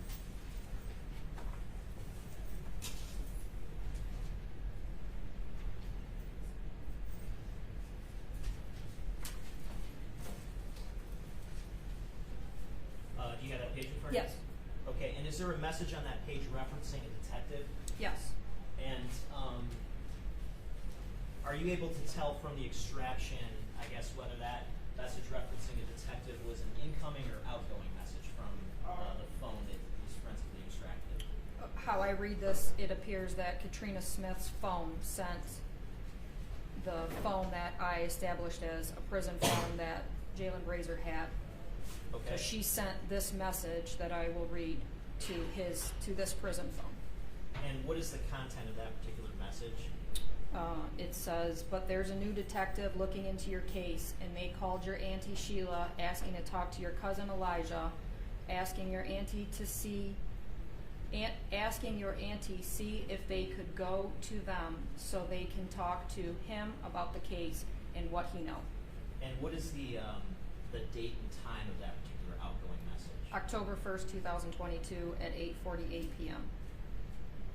Okay, and I want to next go to page 224. Do you have that page in the excerpts with you? Yes. And toward the bottom of the page, is there an incoming message from that 313925 number? Yes. And what is that incoming message? It appears to be a type of internet search, Google, Quora, and what was searched was, I'm a suspect in a murder, but a body is never found. Can I be charged? And what was the date and time that message was sent? October 2nd, 2022 at 5:10 p.m. And is that the same day as the previous message that we discussed? About the detectives? It's a day later. A day later, okay. Yes. And in terms of the October 2nd message with the Google search, what's the very next message on the next page? This message would be sent from that 925 number to Katrina Smith. And how long was that sent after the search about if I'm a suspect in a murder case but the body is not found, can I be charged? The search was done at 5:10 p.m. and the response was at 5:11 or I should say the follow-up message was sent at 5:11, so approximately a minute. And again, that's an incoming? And I'm sorry, I didn't mean to interrupt, but did she say the search, or 'cause earlier I thought she testified there was a message that was sent that I guess had the contents of the search. Now she's indicating that there was a search that was actually done. I'm kind of confused. Yeah, and I can, for clarity, the prior message, I guess at the bottom of page 224, is it your understanding that that was basically like a copy and pasted link of a search that was Yes. sent? Okay. Yes. And the very next message sent by that same number to Katrina Smith's phone, how long after was it sent after the?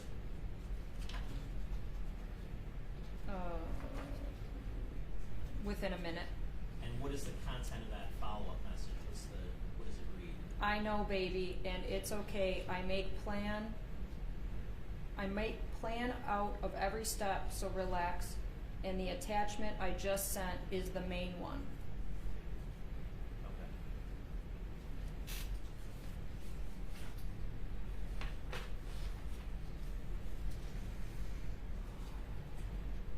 Just one further set of questions for you, Detective. I'm holding a document that's been marked as People's Proposed Exhibit 46.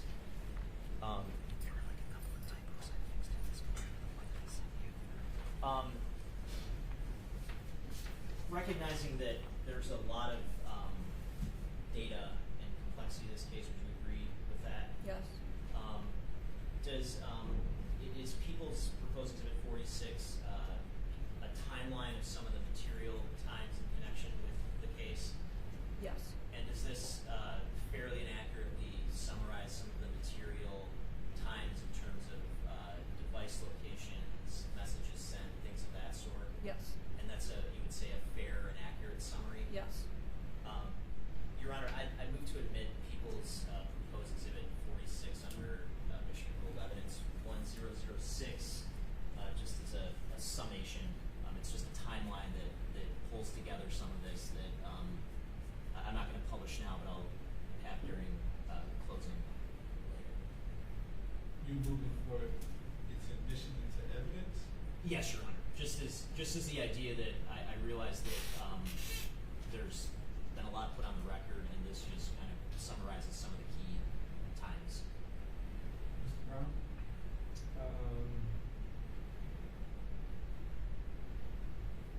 No, Jay. Admitted. Okay, thank you, Your Honor. And I do not believe I have any further questions. Thank you. Cross-examine? Mr. Chairman, we don't have anything else till 3, right? Yes, that's correct. Okay.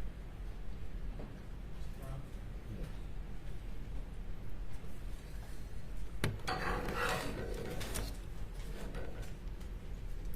Now, Detective, were you responsible for, I guess, what items or what messages were, I guess, highlighted or used for the cross-examination, not cross-examination, for the examination from the prosecutor? What I've been shown today? Yes.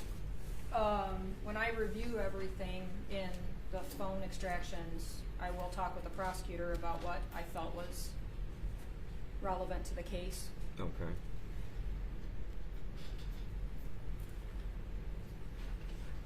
And do you highlight those items, or you write the number down? I could print out the same as how this looks. Okay.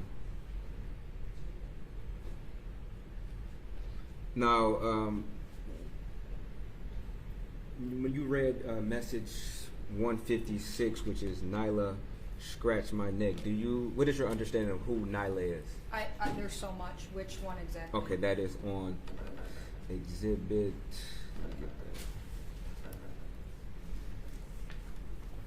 42.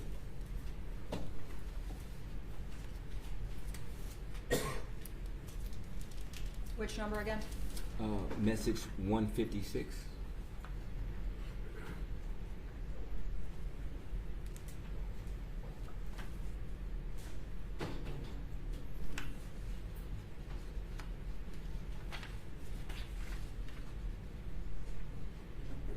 Yes. And what is your understanding of who Nyla is, or what Nyla is? Katrina Smith had testified that that was a black cat. Black cat. Okay.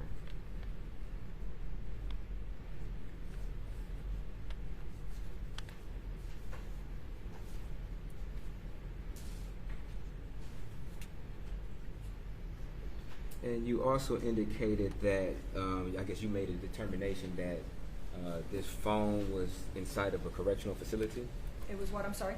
You made a determination that the phone that Mr. Brazier allegedly had was inside a correctional facility? It appeared that way. Okay. And you said you noticed an orange jumpsuit or some sort? There were what you would call as a selfie pictures of him in orange clothing, what appeared to be a cell, pictures of Katrina Smith, his children, and like a desk area, which at the time I knew he was incarcerated with MDOC. Okay. Did it have any type of identification on this clothing, like MDOC or? Not that I recall.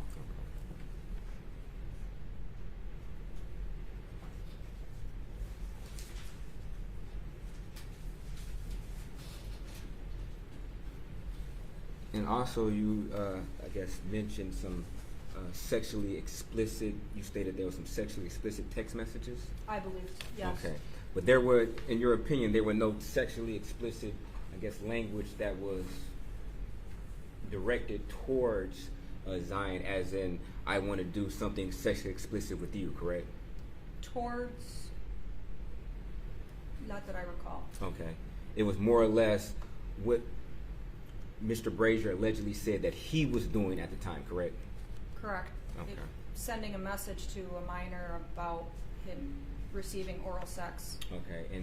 And from your review of the text messages, would it be a fair statement that Zion was requesting marijuana or crud, as you said it, from? Yes.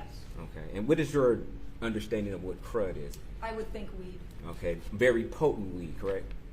I don't know about that. You don't know about that? No. Okay. Do you doubt that? I have no idea. Okay.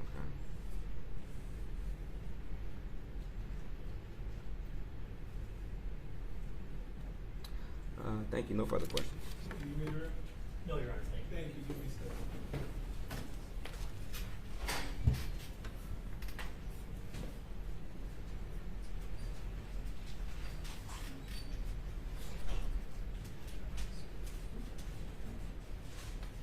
Your Honor, at this time, if you could call Sergeant Shannon Jones.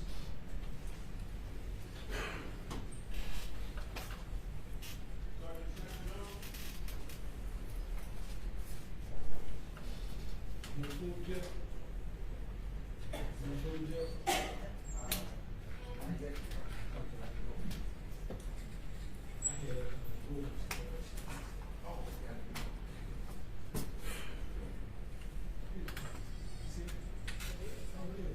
Asking you shall receive.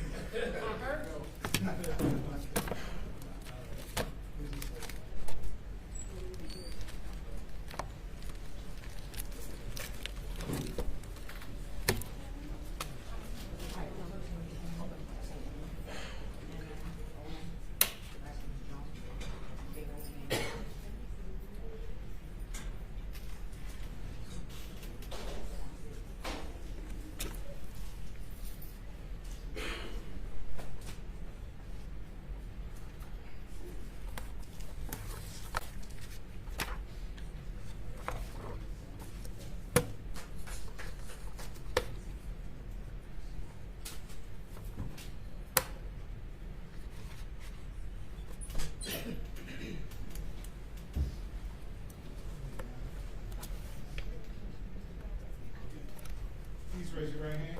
You swear or affirm to tell the truth, the whole truth, and nothing but the truth, so help you God? Yes, sir, I do. Thank you. Please have a seat with this box next to me.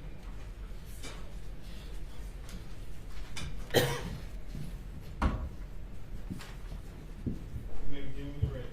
Thank you, Your Honor. Sergeant Jones, would you please state and spell your name for the record?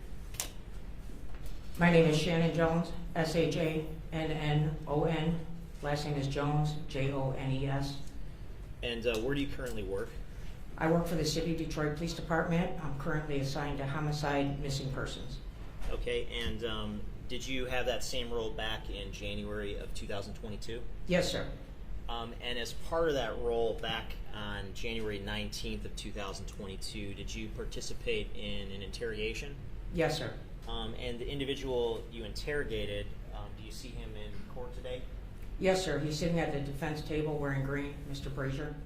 Your Honor, if the record could reflect that the witnesses identified the defendant. So noted. And where did this interrogation occur? It was conducted at the headquarters at Homicide at 1301 3rd Street. Okay, and who was present during the statement? During the statement was myself, Detective Reinhold from East Point, Mr. Brazier, and his attorney at that time, Mr. Gary Jones. Okay, and in connection with, I guess, obtaining a statement from the defendant, were any threats directed at him? No, sir. Were any promises made to him? No, sir. Was there any force used on him? No. Was there any type of coercion used on him? No. Was there any sort of trickery or deception that was used on him? No, sir. And did you have any cause to believe that the defendant had been deprived of, let's say, adequate medication before he made the statement? No. Did you have any cause to believe that he had been deprived of sleep before he made the statement? No. Did you have any cause to believe that he was intoxicated or under the influence of alcohol or any controlled substance when he made the statement? No, sir. And was he in custody at that particular time that he made the statement? Yes. And do you know how long he had been in custody for? He'd only been there for maybe an hour. He Okay. had turned himself into the precinct, and then they conveyed him to headquarters, and we waited for his attorney. So I would guess it was an hour and a half that he had been. And in terms of the statements, was that recorded? Yes, sir. Okay. And was the statement ultimately reduced to writing? Yes. And did you advise the defendant of anything before he made the statement? Yes. Mr. Brazier was advised of his constitutional rights. And did he agree or indicate that he understood those rights? Yes. And did he agree to waive those rights and speak with you? He asked for his attorney at that point, and that's when we waited for Mr. Jones to show up before we did the interrogation. Okay, and once, and it was only once Mr. Jones showed up that questioning began, is that correct? Yes, sir. Okay, and was his waiver of rights something that was also reduced to writing? His waiver, yes, he signed it. Okay, and I'm holding what's been marked as People's Proposed Exhibit 47. Does People's Proposed Exhibit 47, is that a fair and accurate copy of the waiver that the defendant signed? Yes, sir. And was that done in your presence? Yes. Okay, I move to admit People's Proposed Exhibit 47. No objection. And I'll pass for any more years to voluntariness. More years to voluntariness? No. What makes this finding that the statement was knowingly and voluntarily given? You may proceed. Thank you, Your Honor. In terms of the recording of the statement, Sergeant Jones, I am holding a disc that's been marked as People's Proposed Exhibit 48. Is it your understanding that the recording is on this disc? Correct. And does that recording fairly and accurately depict the interaction that you had with the defendant back on January 19th of 2022? Yes, sir. Okay. Your Honor, I move to admit Proposed Exhibit 48. No objection. Admitted. And I just want to publish a brief portion of it, and then we'll get into the written statement more fully. Okay.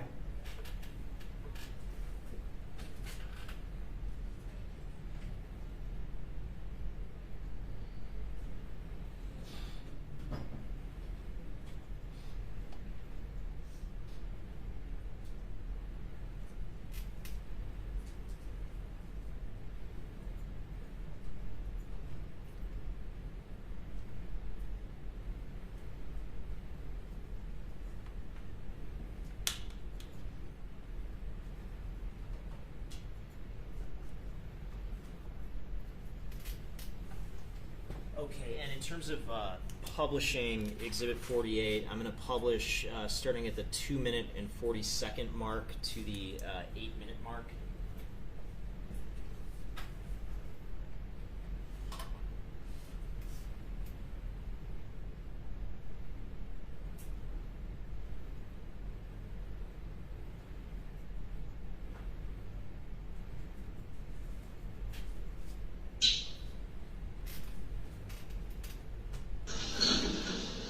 All right. You okay? Yeah. I understand you're gonna kind of give us a layout of what you know about Jaylin? Yes. So why don't we start with the last time that you seen her or were around her or with her? I'm gonna take this down first and We're then. gonna listen and then I'm gonna take it out. Last time I saw her was Tuesday. She asked me about Tuesday, what day? what? Yeah. Tuesday, January 5th? Yes. Okay. She asked me to hang out. She already spoke and everything. How did she ask? She had texted me. Text you? Yes. Okay. We came over to my place, chilling and things, smoked, watching YouTube. How much you know her? My car. Okay, so just imagine like you're writing a book or something. Explain to me like how did she get there? Like you picked her up or she got dropped off? I went there. Okay. Then we got to my place, just chilling, watching really easy YouTube and everything. Okay. We smoked. I had like we smoked marijuana. Okay. We were smoking, kicking it. It's basically a normal thing. For about 2 hours, I'd say, just relaxing. Around the time it was time for they were home, I went to my kitchen, a piece of paper, and I came back to the living room, and she said how she's tired, and she sat down for me and gave her head back. So I'm like, okay, because it's not unusual when smoking you get fatigued or sick to eat or go to sleep. So I gave a couple minutes for her. I said, 20 minutes. And I went to go shake her, and I'm like, hey, all right, are you ready to go? And she wasn't responsive. She went to immediate, so I went to go check her heartbeat and everything. And it was slow, and her breathing wasn't normal. It was very super duper faint. And I freaked out. So what I did, I took her. Well, after that, I waited a little bit, waited like 10 minutes, and it was still sounded like it was a big milk order. I don't know what's going on with her body, but her heart was beating very, very faint, and her breathing was not in this. So, and I knew. A little bit of the basket. I smoked. All I had was weed, no marijuana. So I freaked out. I'm like, okay, well, this was terrible. This was very bad. I didn't know what to do. So I took her, I put her in my truck, and I put her in my truck. Okay. In my car. And I took her to Highland Park and put her inside of a trash can, and then I left.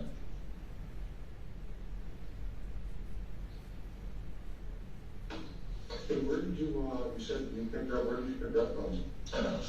Okay, in, East Point? Yes. Okay.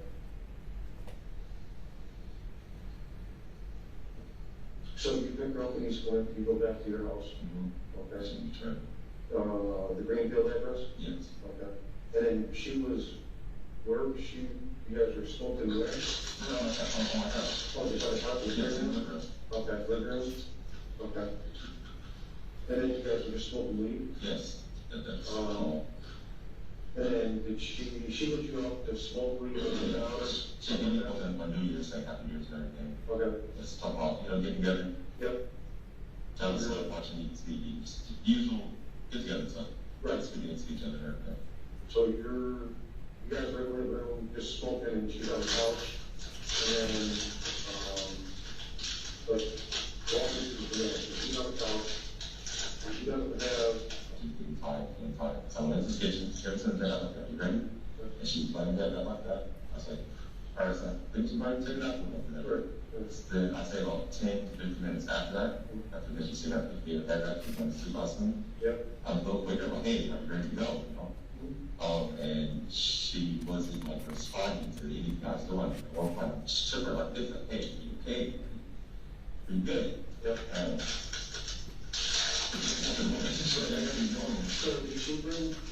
Did she bring the marijuana, or did you already have? Hold up that, she don't tell me, it's not like he was going to. But there, so there was nothing else? No. Okay. And then you shake her, did you grab her with my shoulders, or how? It's not violence, too. Okay, just violence, and then she went to responsive? Okay. And then what did you do? So you said like 10 minutes later or something like that? What did you do after that? I assume she's dead. Okay. You know, that's what it looks like. I freaked out, and basically, you got that, I put her into my trunk, and I moved her. It just looks, as like it's killed somebody or something, you know? And I moved her body, took her apart. They said they're telling me to stretch them over there. Dave, you just like grab her off the couch where she was, or was she in anything, or? It's just that she went. Okay, just that she was. And And then, pause the video at the 8-minute mark, and the other portion I want to play starts at 1 hour and 6 minutes into the video.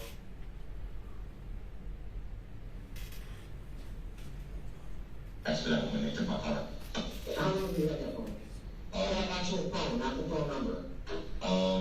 Probably about a couple months. Okay. Yeah. Did you delete stuff off the phone? No. You didn't delete contacts, erase anything, like, if you did it, everything has been leading up to you trying to conceal something, right? So, that's why I'm asking you, was there anything deleted off the phone records are not gonna be deleted, all right? We're still gonna get going, and it's gonna show all that. So if they opened up your phone, it would have messages going back all the way since you've owned that phone. Yeah. Nothing's been removed or deleted. Only thing that's been deleted was the boyfriend.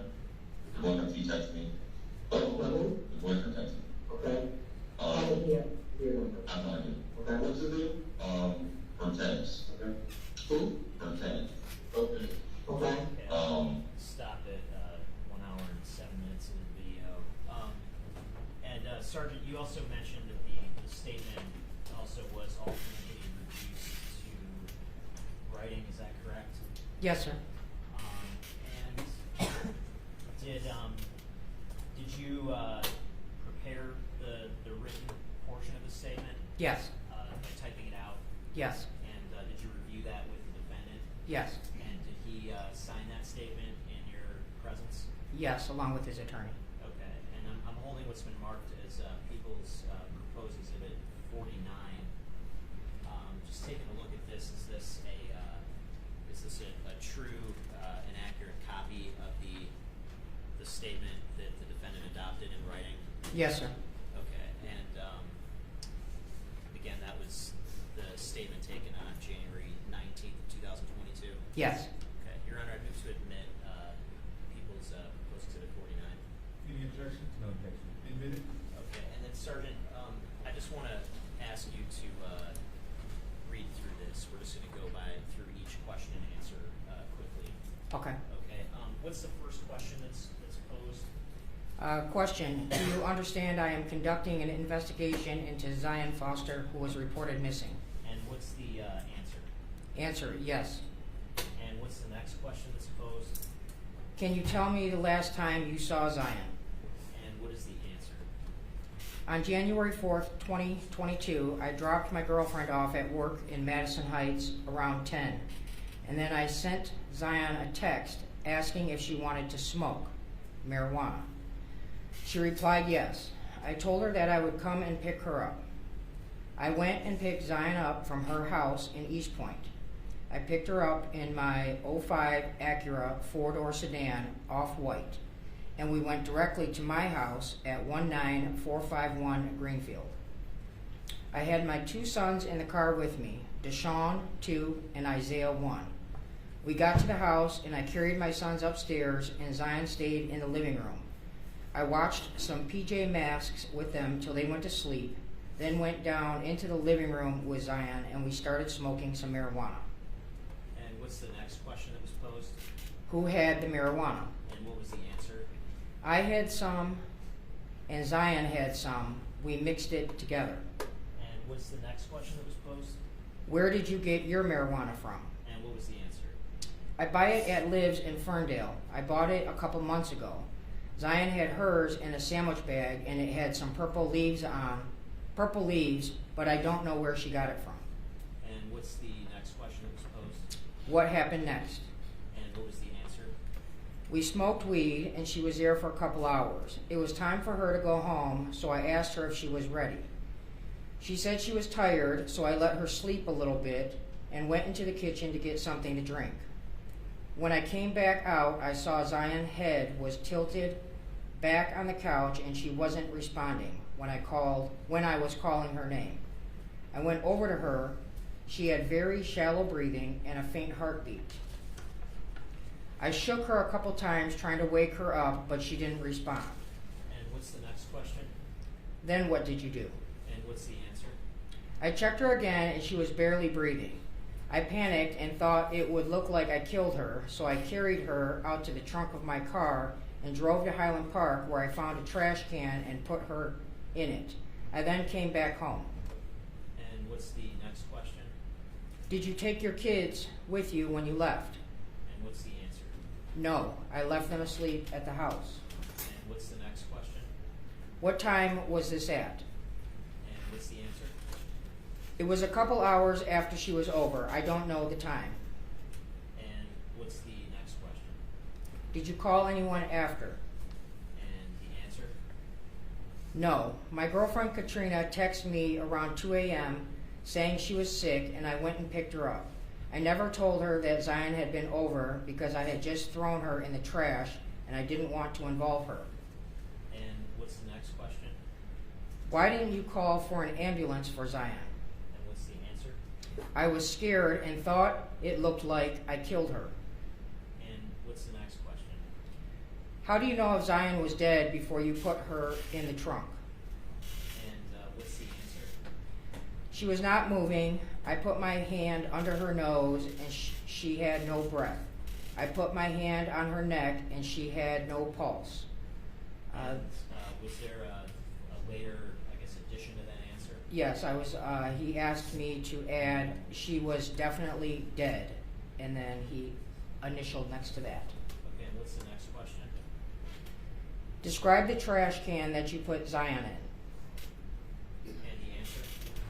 It was green, larger one with the large lids on top. They were already open. And what's the next question? Like the trash cans for a house or for a business? And the answer? The larger one, like for a business. And the next question? Did you wrap her in anything before you put her in the trunk? And the answer? No. And the next question? Did you cover her with anything after throwing her into the trash? And the answer? No. And the next question? Where is the area in Highland Park? And the answer?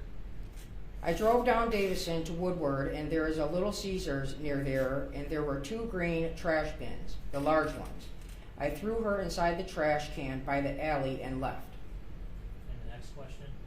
Have you and Zion ever been in a relationship? And the answer? No. And the next question?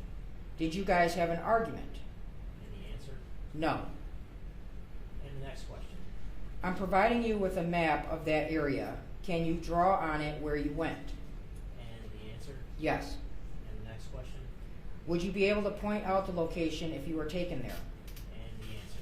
Yes. And the next question? Did Zion have a phone? And the answer? Yes, she has a phone and was texting, and I think she talked to somebody on video while she was there. And the next question? What did you do with her phone? And the answer? I didn't take her phone. She puts it in her pocket or in her bra area. It must have been with her when I put her in the trash. And the next question? Do you still have any of the marijuana that you guys smoked that night? And the answer? If I do, it would be in an orange jar under the TV in the living room. And the next question? Is there anything else you would like to add? And the answer? No. And in terms of the question about the map, did the defendants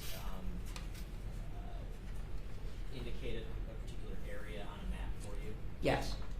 And I'm holding People's Proposed Exhibit 50. Is People's Proposed Exhibit 50 a fair and accurate copy of the map that the defendant made an indication on in your presence? Yes.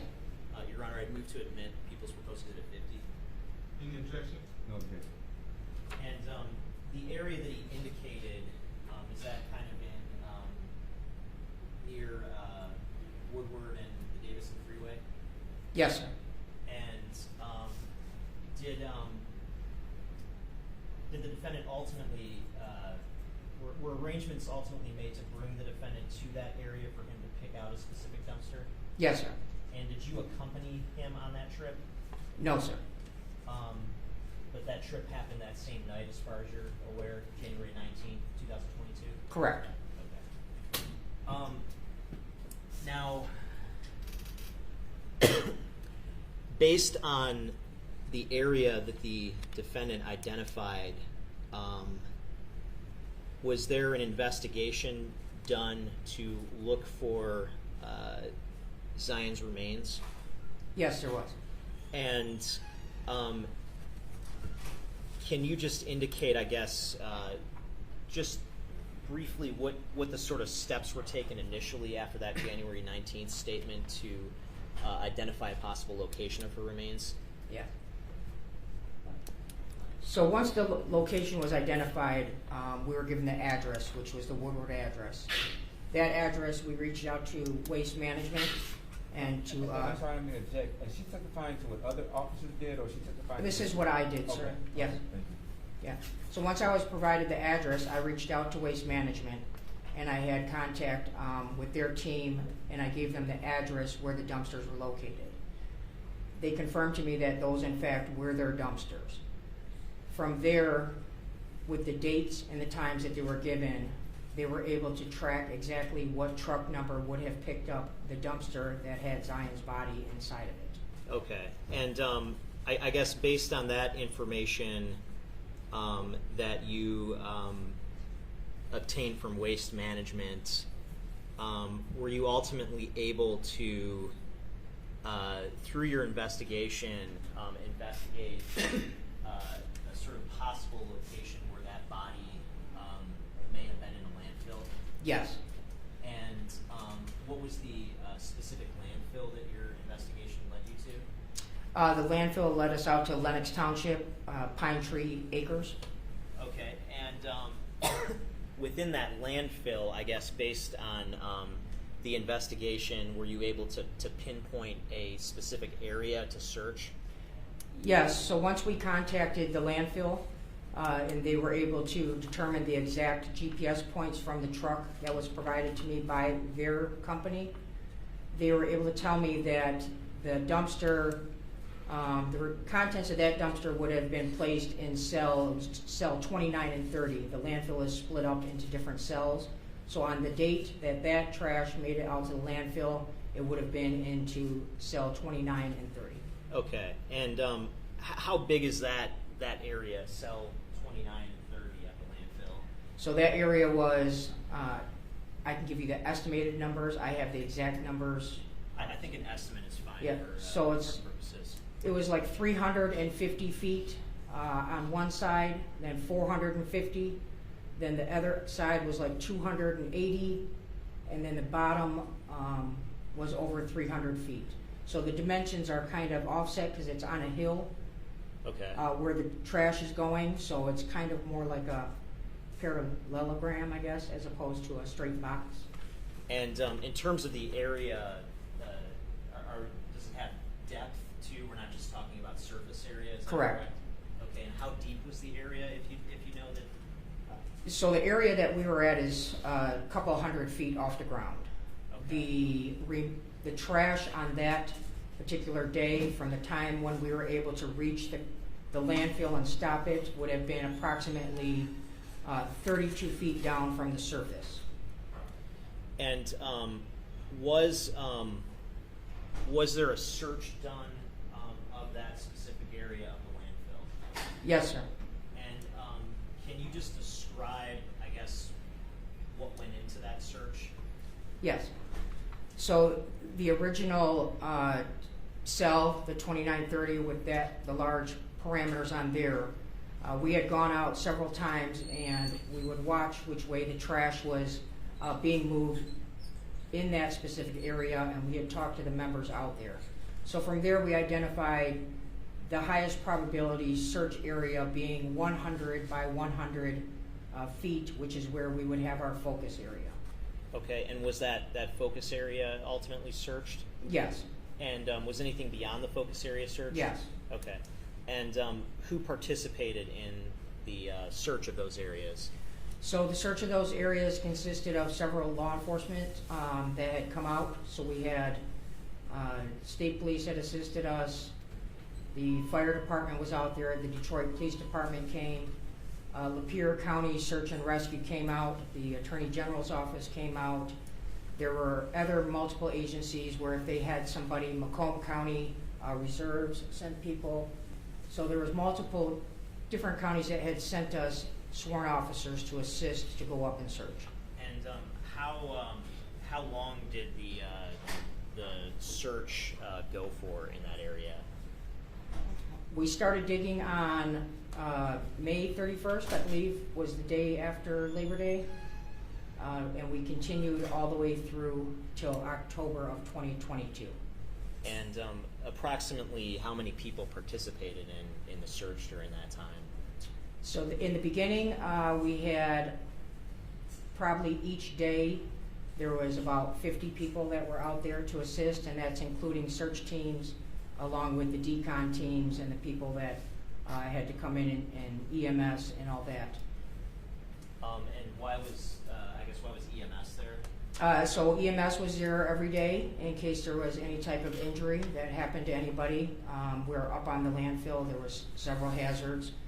So we made sure that we had somebody there for immediate services along with the fire department assisting us with any hazmat issues or washdowns.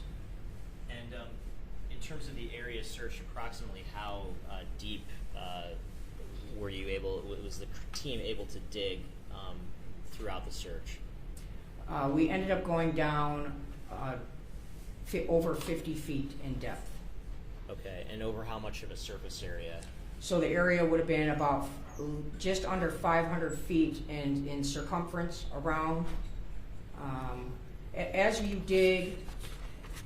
digging through the trash looking for evidence matching that dumpster, you're looking at dates and addresses and things on the mail to help determine if we're in the right spot.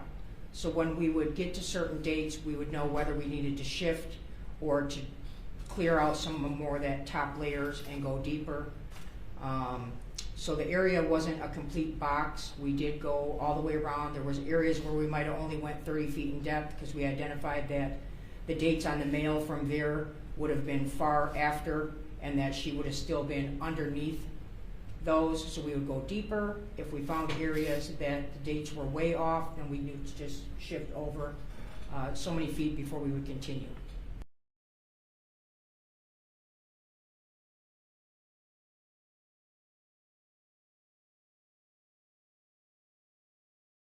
Unsuccessful in recovering her out of that landfill. Throughout the search, were there evidence techs from the Detroit Police Department on scene that took photographs? Yes, we tracked how many trucks we searched every day, the temperatures. We had the evidence techs do the photographs in the very beginning stages, and then we would have some follow-up photographs at the end of each week. So as we go and we GPSed it and mapped the areas to know where we had been. Okay. And did you review some of those photographs prior to coming to testify today? Yes, sir. And I'm holding what's been marked as people's proposed exhibits 51 through 65. Do these exhibits, or proposed exhibits rather, are these photographs of the areas searched at different points in time throughout the search? Yes, sir. And do those fairly and accurately depict the search and the sort of the scope and the scale of the search? Yes, sir. Your Honor, I would move to admit 51 through 65. Any objection? No objection. Admitted.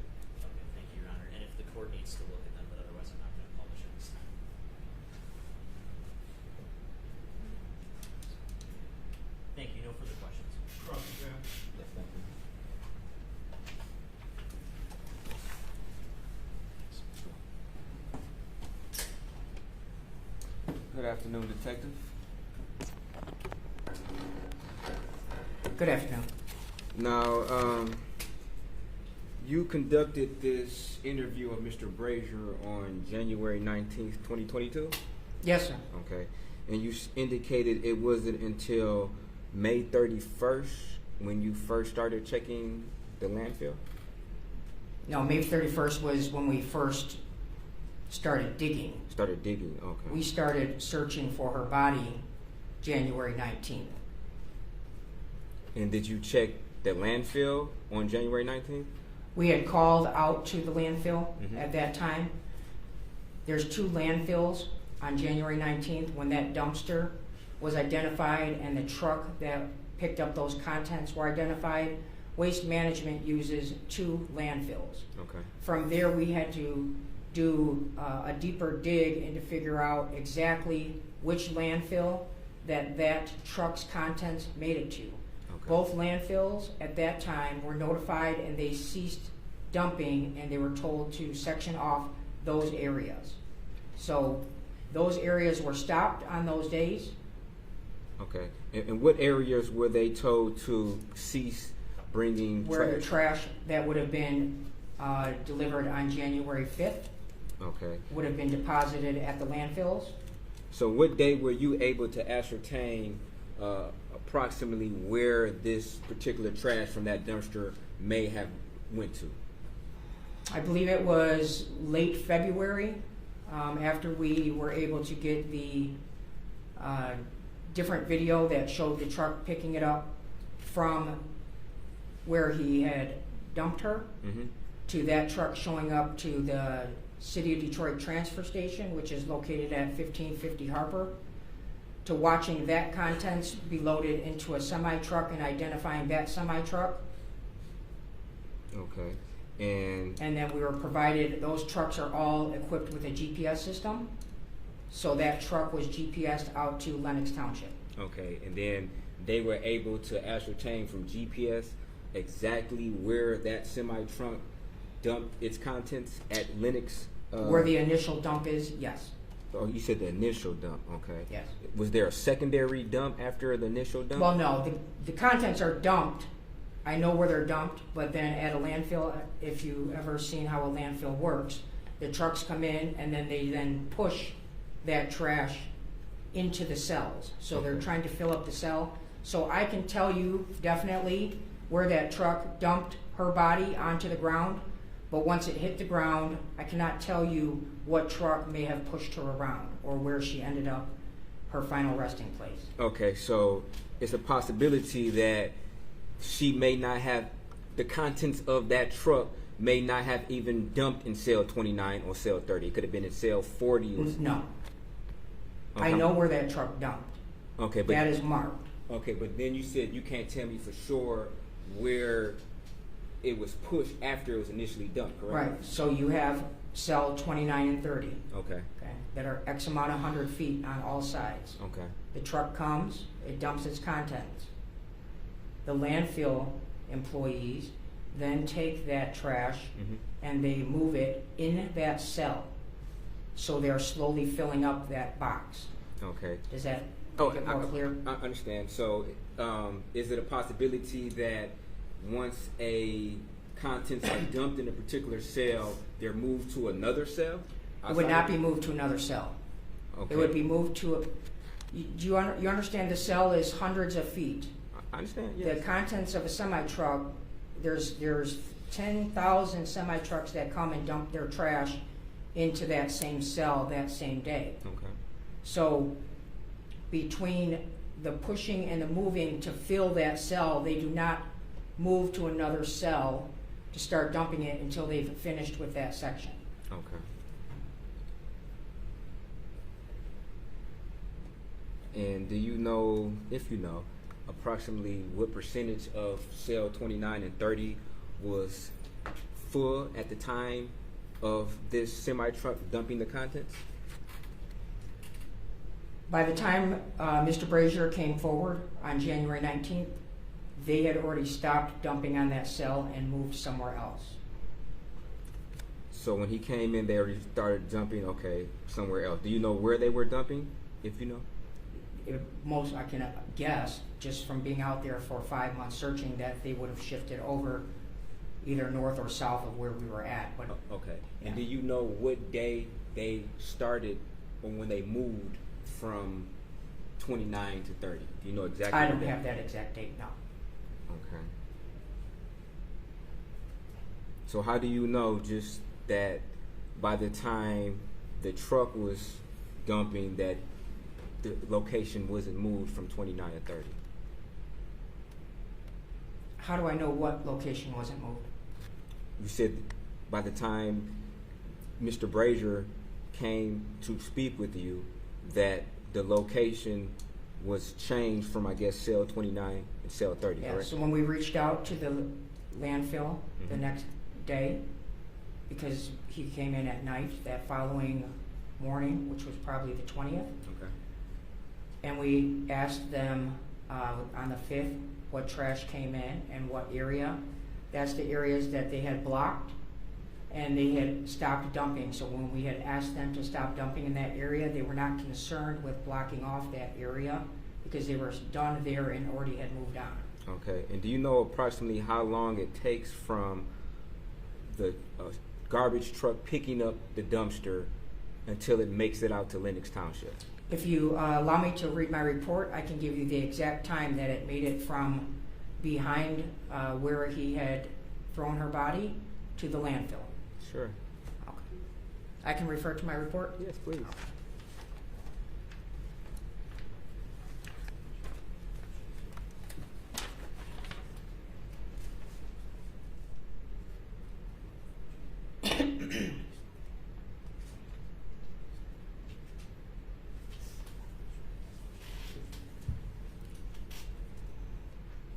At 7:09 a.m. on January 5th, the contents of the dumpster were picked up and taken to the Detroit transfer station. That's at 7:09 a.m. At 9:03 a.m., that truck is shown on video showing up at the transfer station. At 10:37 a.m., that truck is now dumping out at Lenox Township. The semi-truck that had the original contents from the dumpster that was picked up from Harper is now out at the landfill. Okay. Thank you. And just to be clear, you might have already said it. I might have forgot to jot it down. What day was Lenox Township, Pine Tree Acres, on notice to stop dumping in cell 29 and cell 30? So that would have been on January 20th. January 20th. Okay.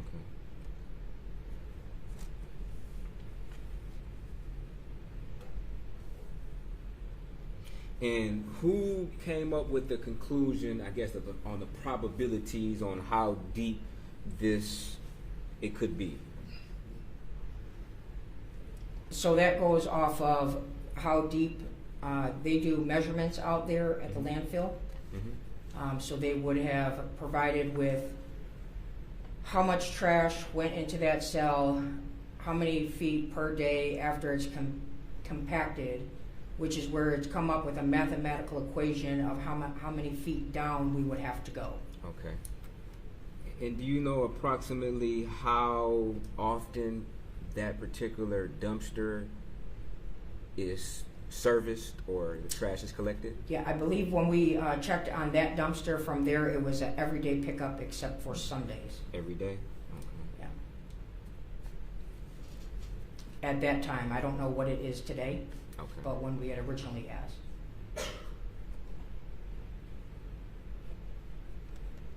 And how far did you say you were able to dig down? As far as Our depth? deepest area was a little over 50 feet. 50 feet, okay. And was that 50 feet deep, was it a particular width, wide, as far as you know? The evidence technicians would have done an exact measurement. Okay. Yeah. And were you overseeing? Yes, I was there every day. Every day? Okay.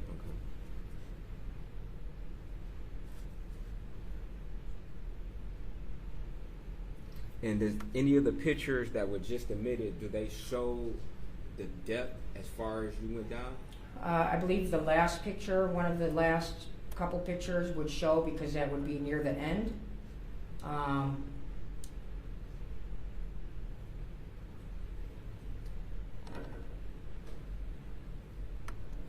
You have to kind of look to see, and I think there's one where somebody might be down in the bottom when they took the picture, and you can kind of see up.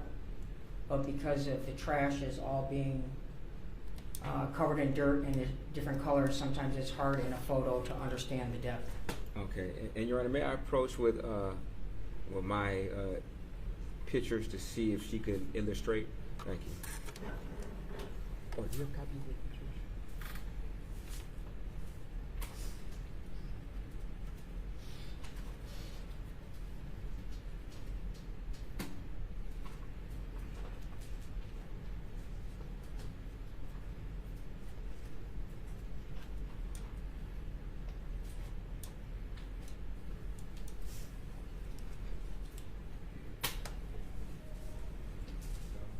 And if you could pinpoint which picture you would state is approximately 50 feet deep.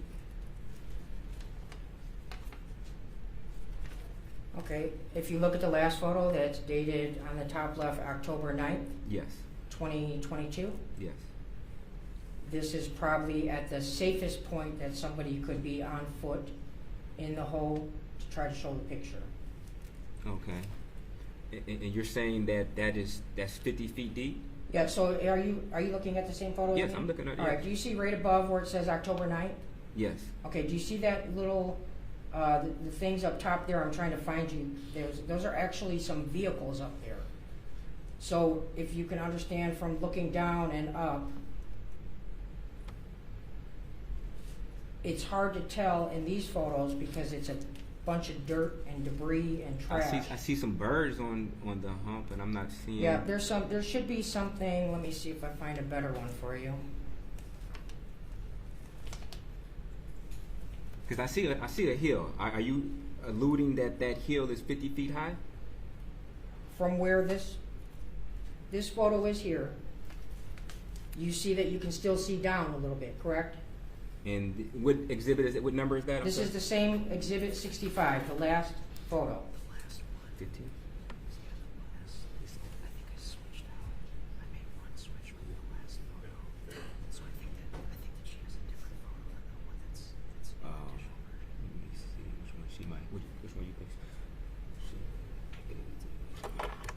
Sir, can I see the last exhibit, please?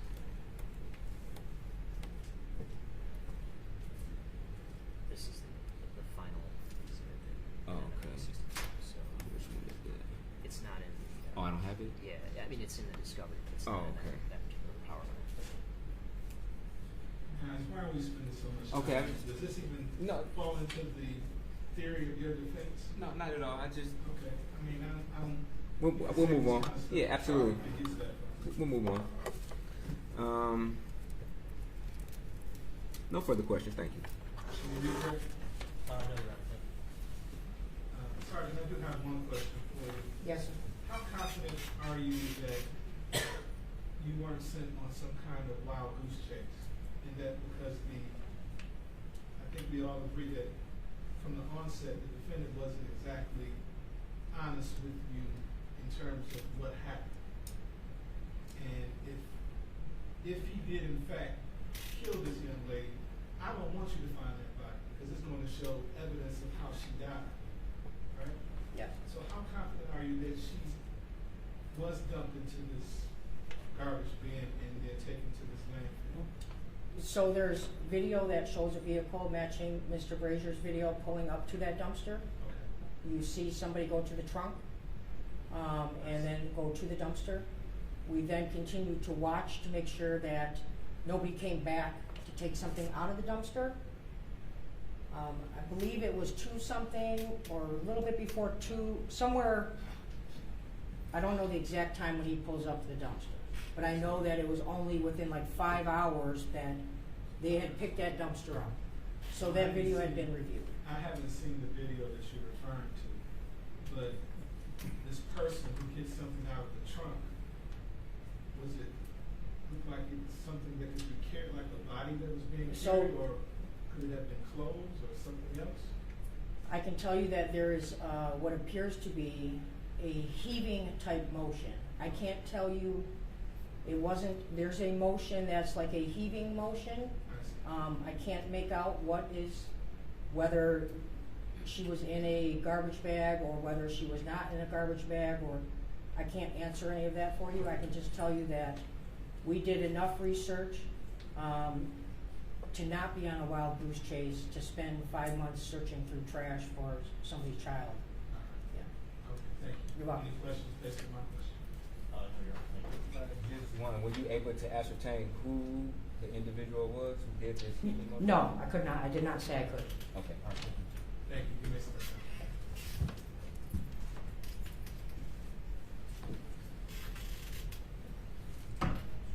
What do you have next?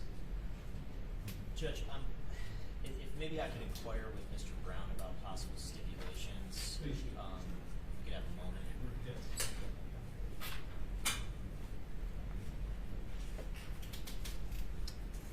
Right, so the next witness is Trooper Terrell. That's just to get in the specific dumpster identified on body cam. I guess, would you be willing to stipulate to the body cam coming in? The dumpster and, Where your client identifies like the specific dumpster. yeah, that's fine. Okay, and then there's like two photos of that area in daylight that show the dumpster? Yeah, the dumpster area. The other, I think, thing that is ripe for stipulation would be the video from the dumpster area.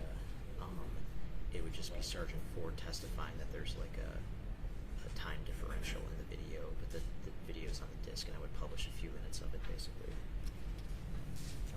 And then the other, I guess, witnesses would be Sergeant Malone, who did the interrogation on the next day on January 20th. There's a recording and a Miranda form, and I would just publish a slight portion of the video. And then same with Sergeant Sullivan. He did the interrogation in June of 2022, and it would just be publishing a few minutes of that, along with the Miranda form. Okay, I'll stipulate to that. Okay, and then the question, the last witness to appear possibly in person would be Dr. Lavity with her opinion. I want. Okay, so we'll get her here. Okay, Your Honor, I believe after some further discussion that we have stipulations, I think, to work around. Let's see, out of the remaining witnesses, 4 out of 5. So the final testimony would be from Dr. Lavity, who will get here, and in the meantime, there's a few of the stipulated exhibits that I'll publish while we wait for her to get here. Does that make sense? So what time are you expecting Dr. Ladd? I had just called her off, but I will, if I can maybe step out for a minute, I can see what time we can get her You want here. to tell her I can take a break so my staff can eat? Okay. Why don't we do that? I'm gonna tell her to be here at 3. Okay, and does the court want to, I guess in terms So of she's the only witness that you have left to call, is that right? correct. So the stipulated exhibits, there's going to be a body cam video showing the defendant identifying a specific dumpster, a couple of photos of that area during the daylight. There's going to be the video footage that Sergeant Jones just described of the dumpster area, and then there's 2 other recorded statements, portions thereof that I would publish. So I probably would need like a half hour to publish everything. And then Why don't we do that after Dr. Ladd testifies? her testimony is going to be based on some of what's contained in the recorded statements. So I think it would make sense to maybe have this unless. Okay, so tell her to be here at 3:30. Okay. And we'll go with your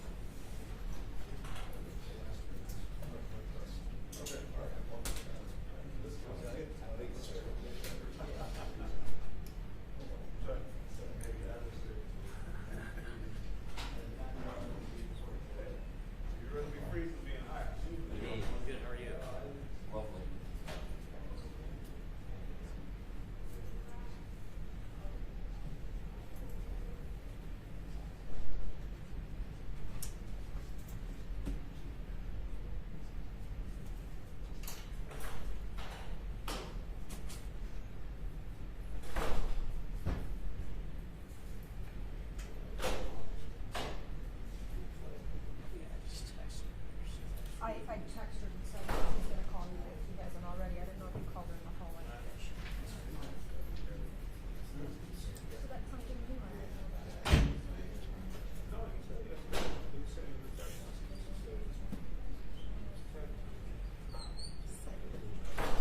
Yeah, it's just Put it on the table. Hey, did you ever get a ride back? Why were you waiting so long?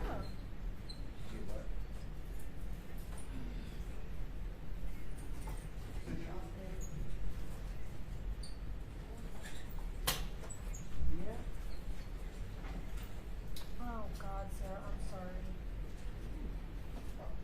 I'm sorry. I wasted your moment. Well, because Bobby texted me, but I wasn't paying attention to the phone. I just took a recess, so then he's like, "Yeah, I'm still waiting for Sarah to call me."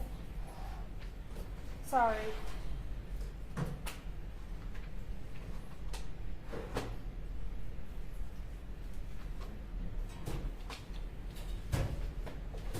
You guys are welcome to eat with us. Got pizza. that'd be amazing, Judge. Thank you. John, You as well, sir. did you get my message about the manager? They're gonna He call should back be coming because down. she didn't tell me the amount of that.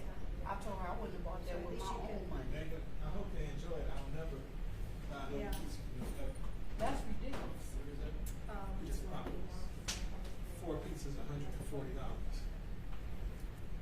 $140. That's what, and I was downstairs arguing. I'll never do that again. Never, ever.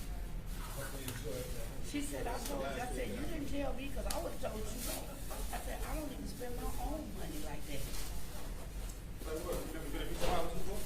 I ain't been a piece of pie in years. Oh, man. The seafood thing usually costs $40, not a pepperoni. Oh no, their prices been went up, and the ingredients went down too. Ever since father died, they used to use authentic meat and everything. Man. Yeah, that seafood pizza that be about $60. 60 now was 30. Right, but the large meat dish, it'll be almost $50, $60. That's ridiculous. I was You're down not there. worried about me no more. I almost told them no thank you. You hear me? I called back. I hope they enjoy that $140. That's the last they'll get of me. She said, I told you. I said, no, you didn't, because I wouldn't have ordered it with my own money. She's talking about, well, you would you come back and pick it up? I said, what would you want to throw it away? So tell me, yeah, come back and get it. I told her I need to talk to a supervisor. 'Cause I got 2 pepperonis, 1 thing and 1.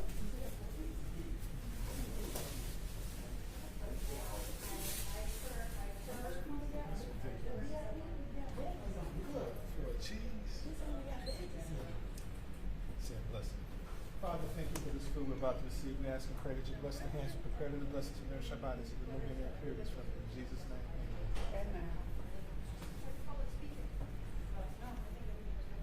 Did you want me to tell them they could get some of the Yeah. special deals? I might as well feed the masses as much as it costs. Here. Down.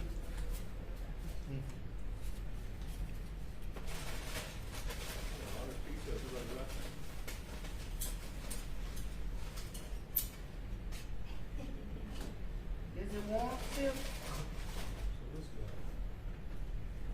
So they weren't in a relationship. No, it's a cousin. They weren't in a relationship. Oh, we don't lie. He was like on the I think it's like 5 marriage years. Is it okay if I cut this off? We'll do it.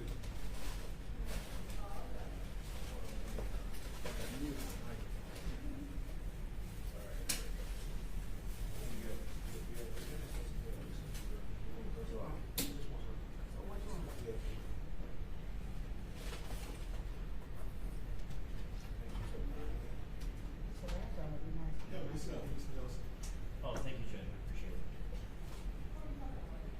You sure you guys have enough for everybody? She okay. Come on, get some of this expensive pizza, man. You got cheese, you got pepperoni, you have thin Where's our pepperoni. cheese? Cheese is here. It's like a $20 slice of pizza right here. It's like a $20 slice of pizza right here. That's ridiculous. Ridiculous. And when I asked you staff, you got it. That's where I need to go. Yeah, it's over here.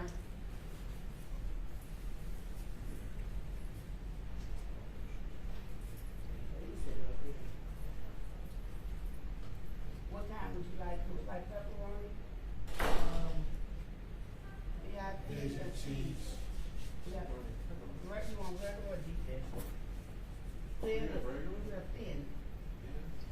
Thin crust.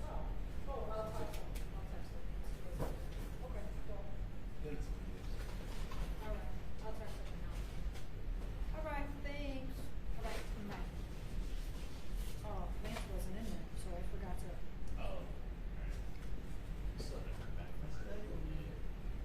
Oh, you know what? She texted me, I texted her. Oh, yeah. Is that pizza poppers? Yeah, you want some? No, I'm good, thank you. I appreciate those. I'll get some napkins. I got napkins. Yeah, pizza pop was us. Some napkins for you guys. Never again. Enjoy it.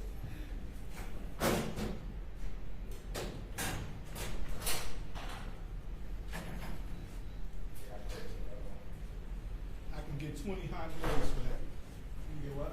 20 hot and ready for that. Yeah, right. Exactly. Oh, here, I have some, thanks. Thank you, Your Honor, for this. What you mean it's coming out your check?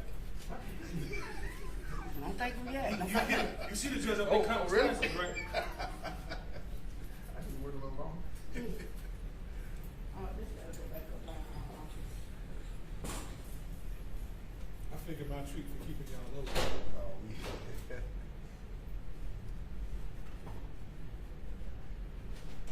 Street.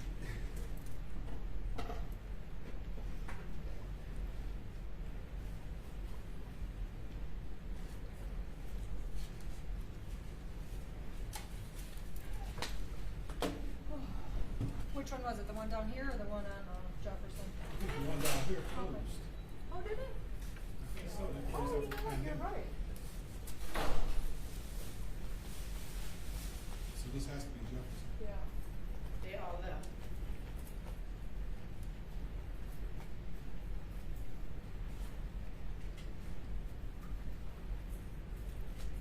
You want me to share either call? Let's get veggies. Oh, okay. She Made said, you let me choose know to what be- time to be there tomorrow, and I Made will you be choose there. to be- That was earlier. I didn't choose them, I was just asking you, what was closest, I said, ask KT, what's the best pizza around here? He said pizza pop, I said, you want That's pizza? what he said? Okay. You gonna pay for it. No, but he ain't even eating them. Where's KT? You went upstairs, I'm gonna call him. Oh, you did tell him?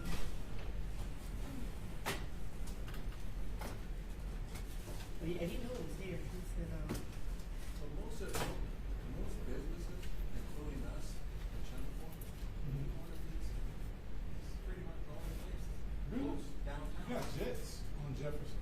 Yeah, yeah. It's coming from the same area. Yeah, buddy. They're right across the street from each other. Yeah.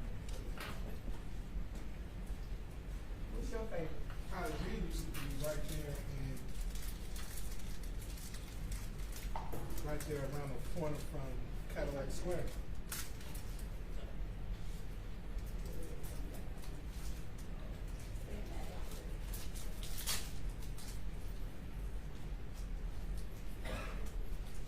You know what, there's a pizza place in Greektown, Moots, or Mott's, like, almost like mozzarella. Never heard of it. That's newer. You gotta fill it up. That's Let me okay. see.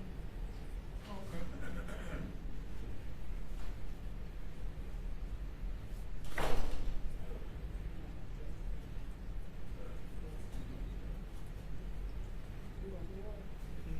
You have a guess? I got some. Huh? You have a guess?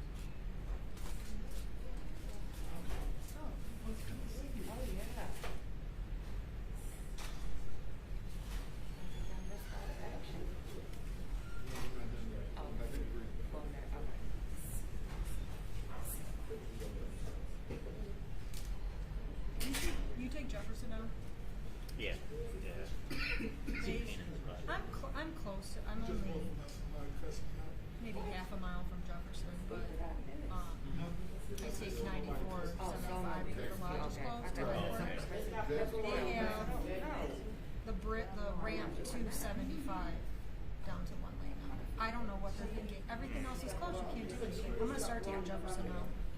It's there's always construction on Jefferson. It's like they Keep going.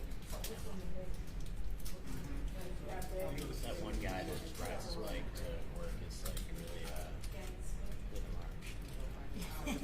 Rolling in all his millions from no gas. Everyone else is pretty mad, but yeah, it seems like they always have like it down to one lane in one area and it just backs everything up. Yep. So Jefferson ain't much better.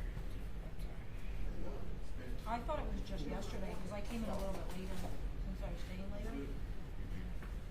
And I thought it was just for yesterday, but I don't know what they're thinking. There's no place for anybody to go. Why would you put construction on top of the only route that is available?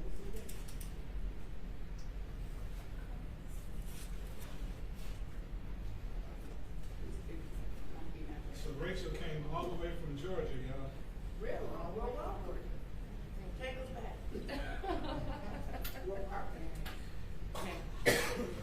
Columbus. Just to see you guys in person. Oh, yeah. Watch you guys every day. Everybody say hello to Rachel.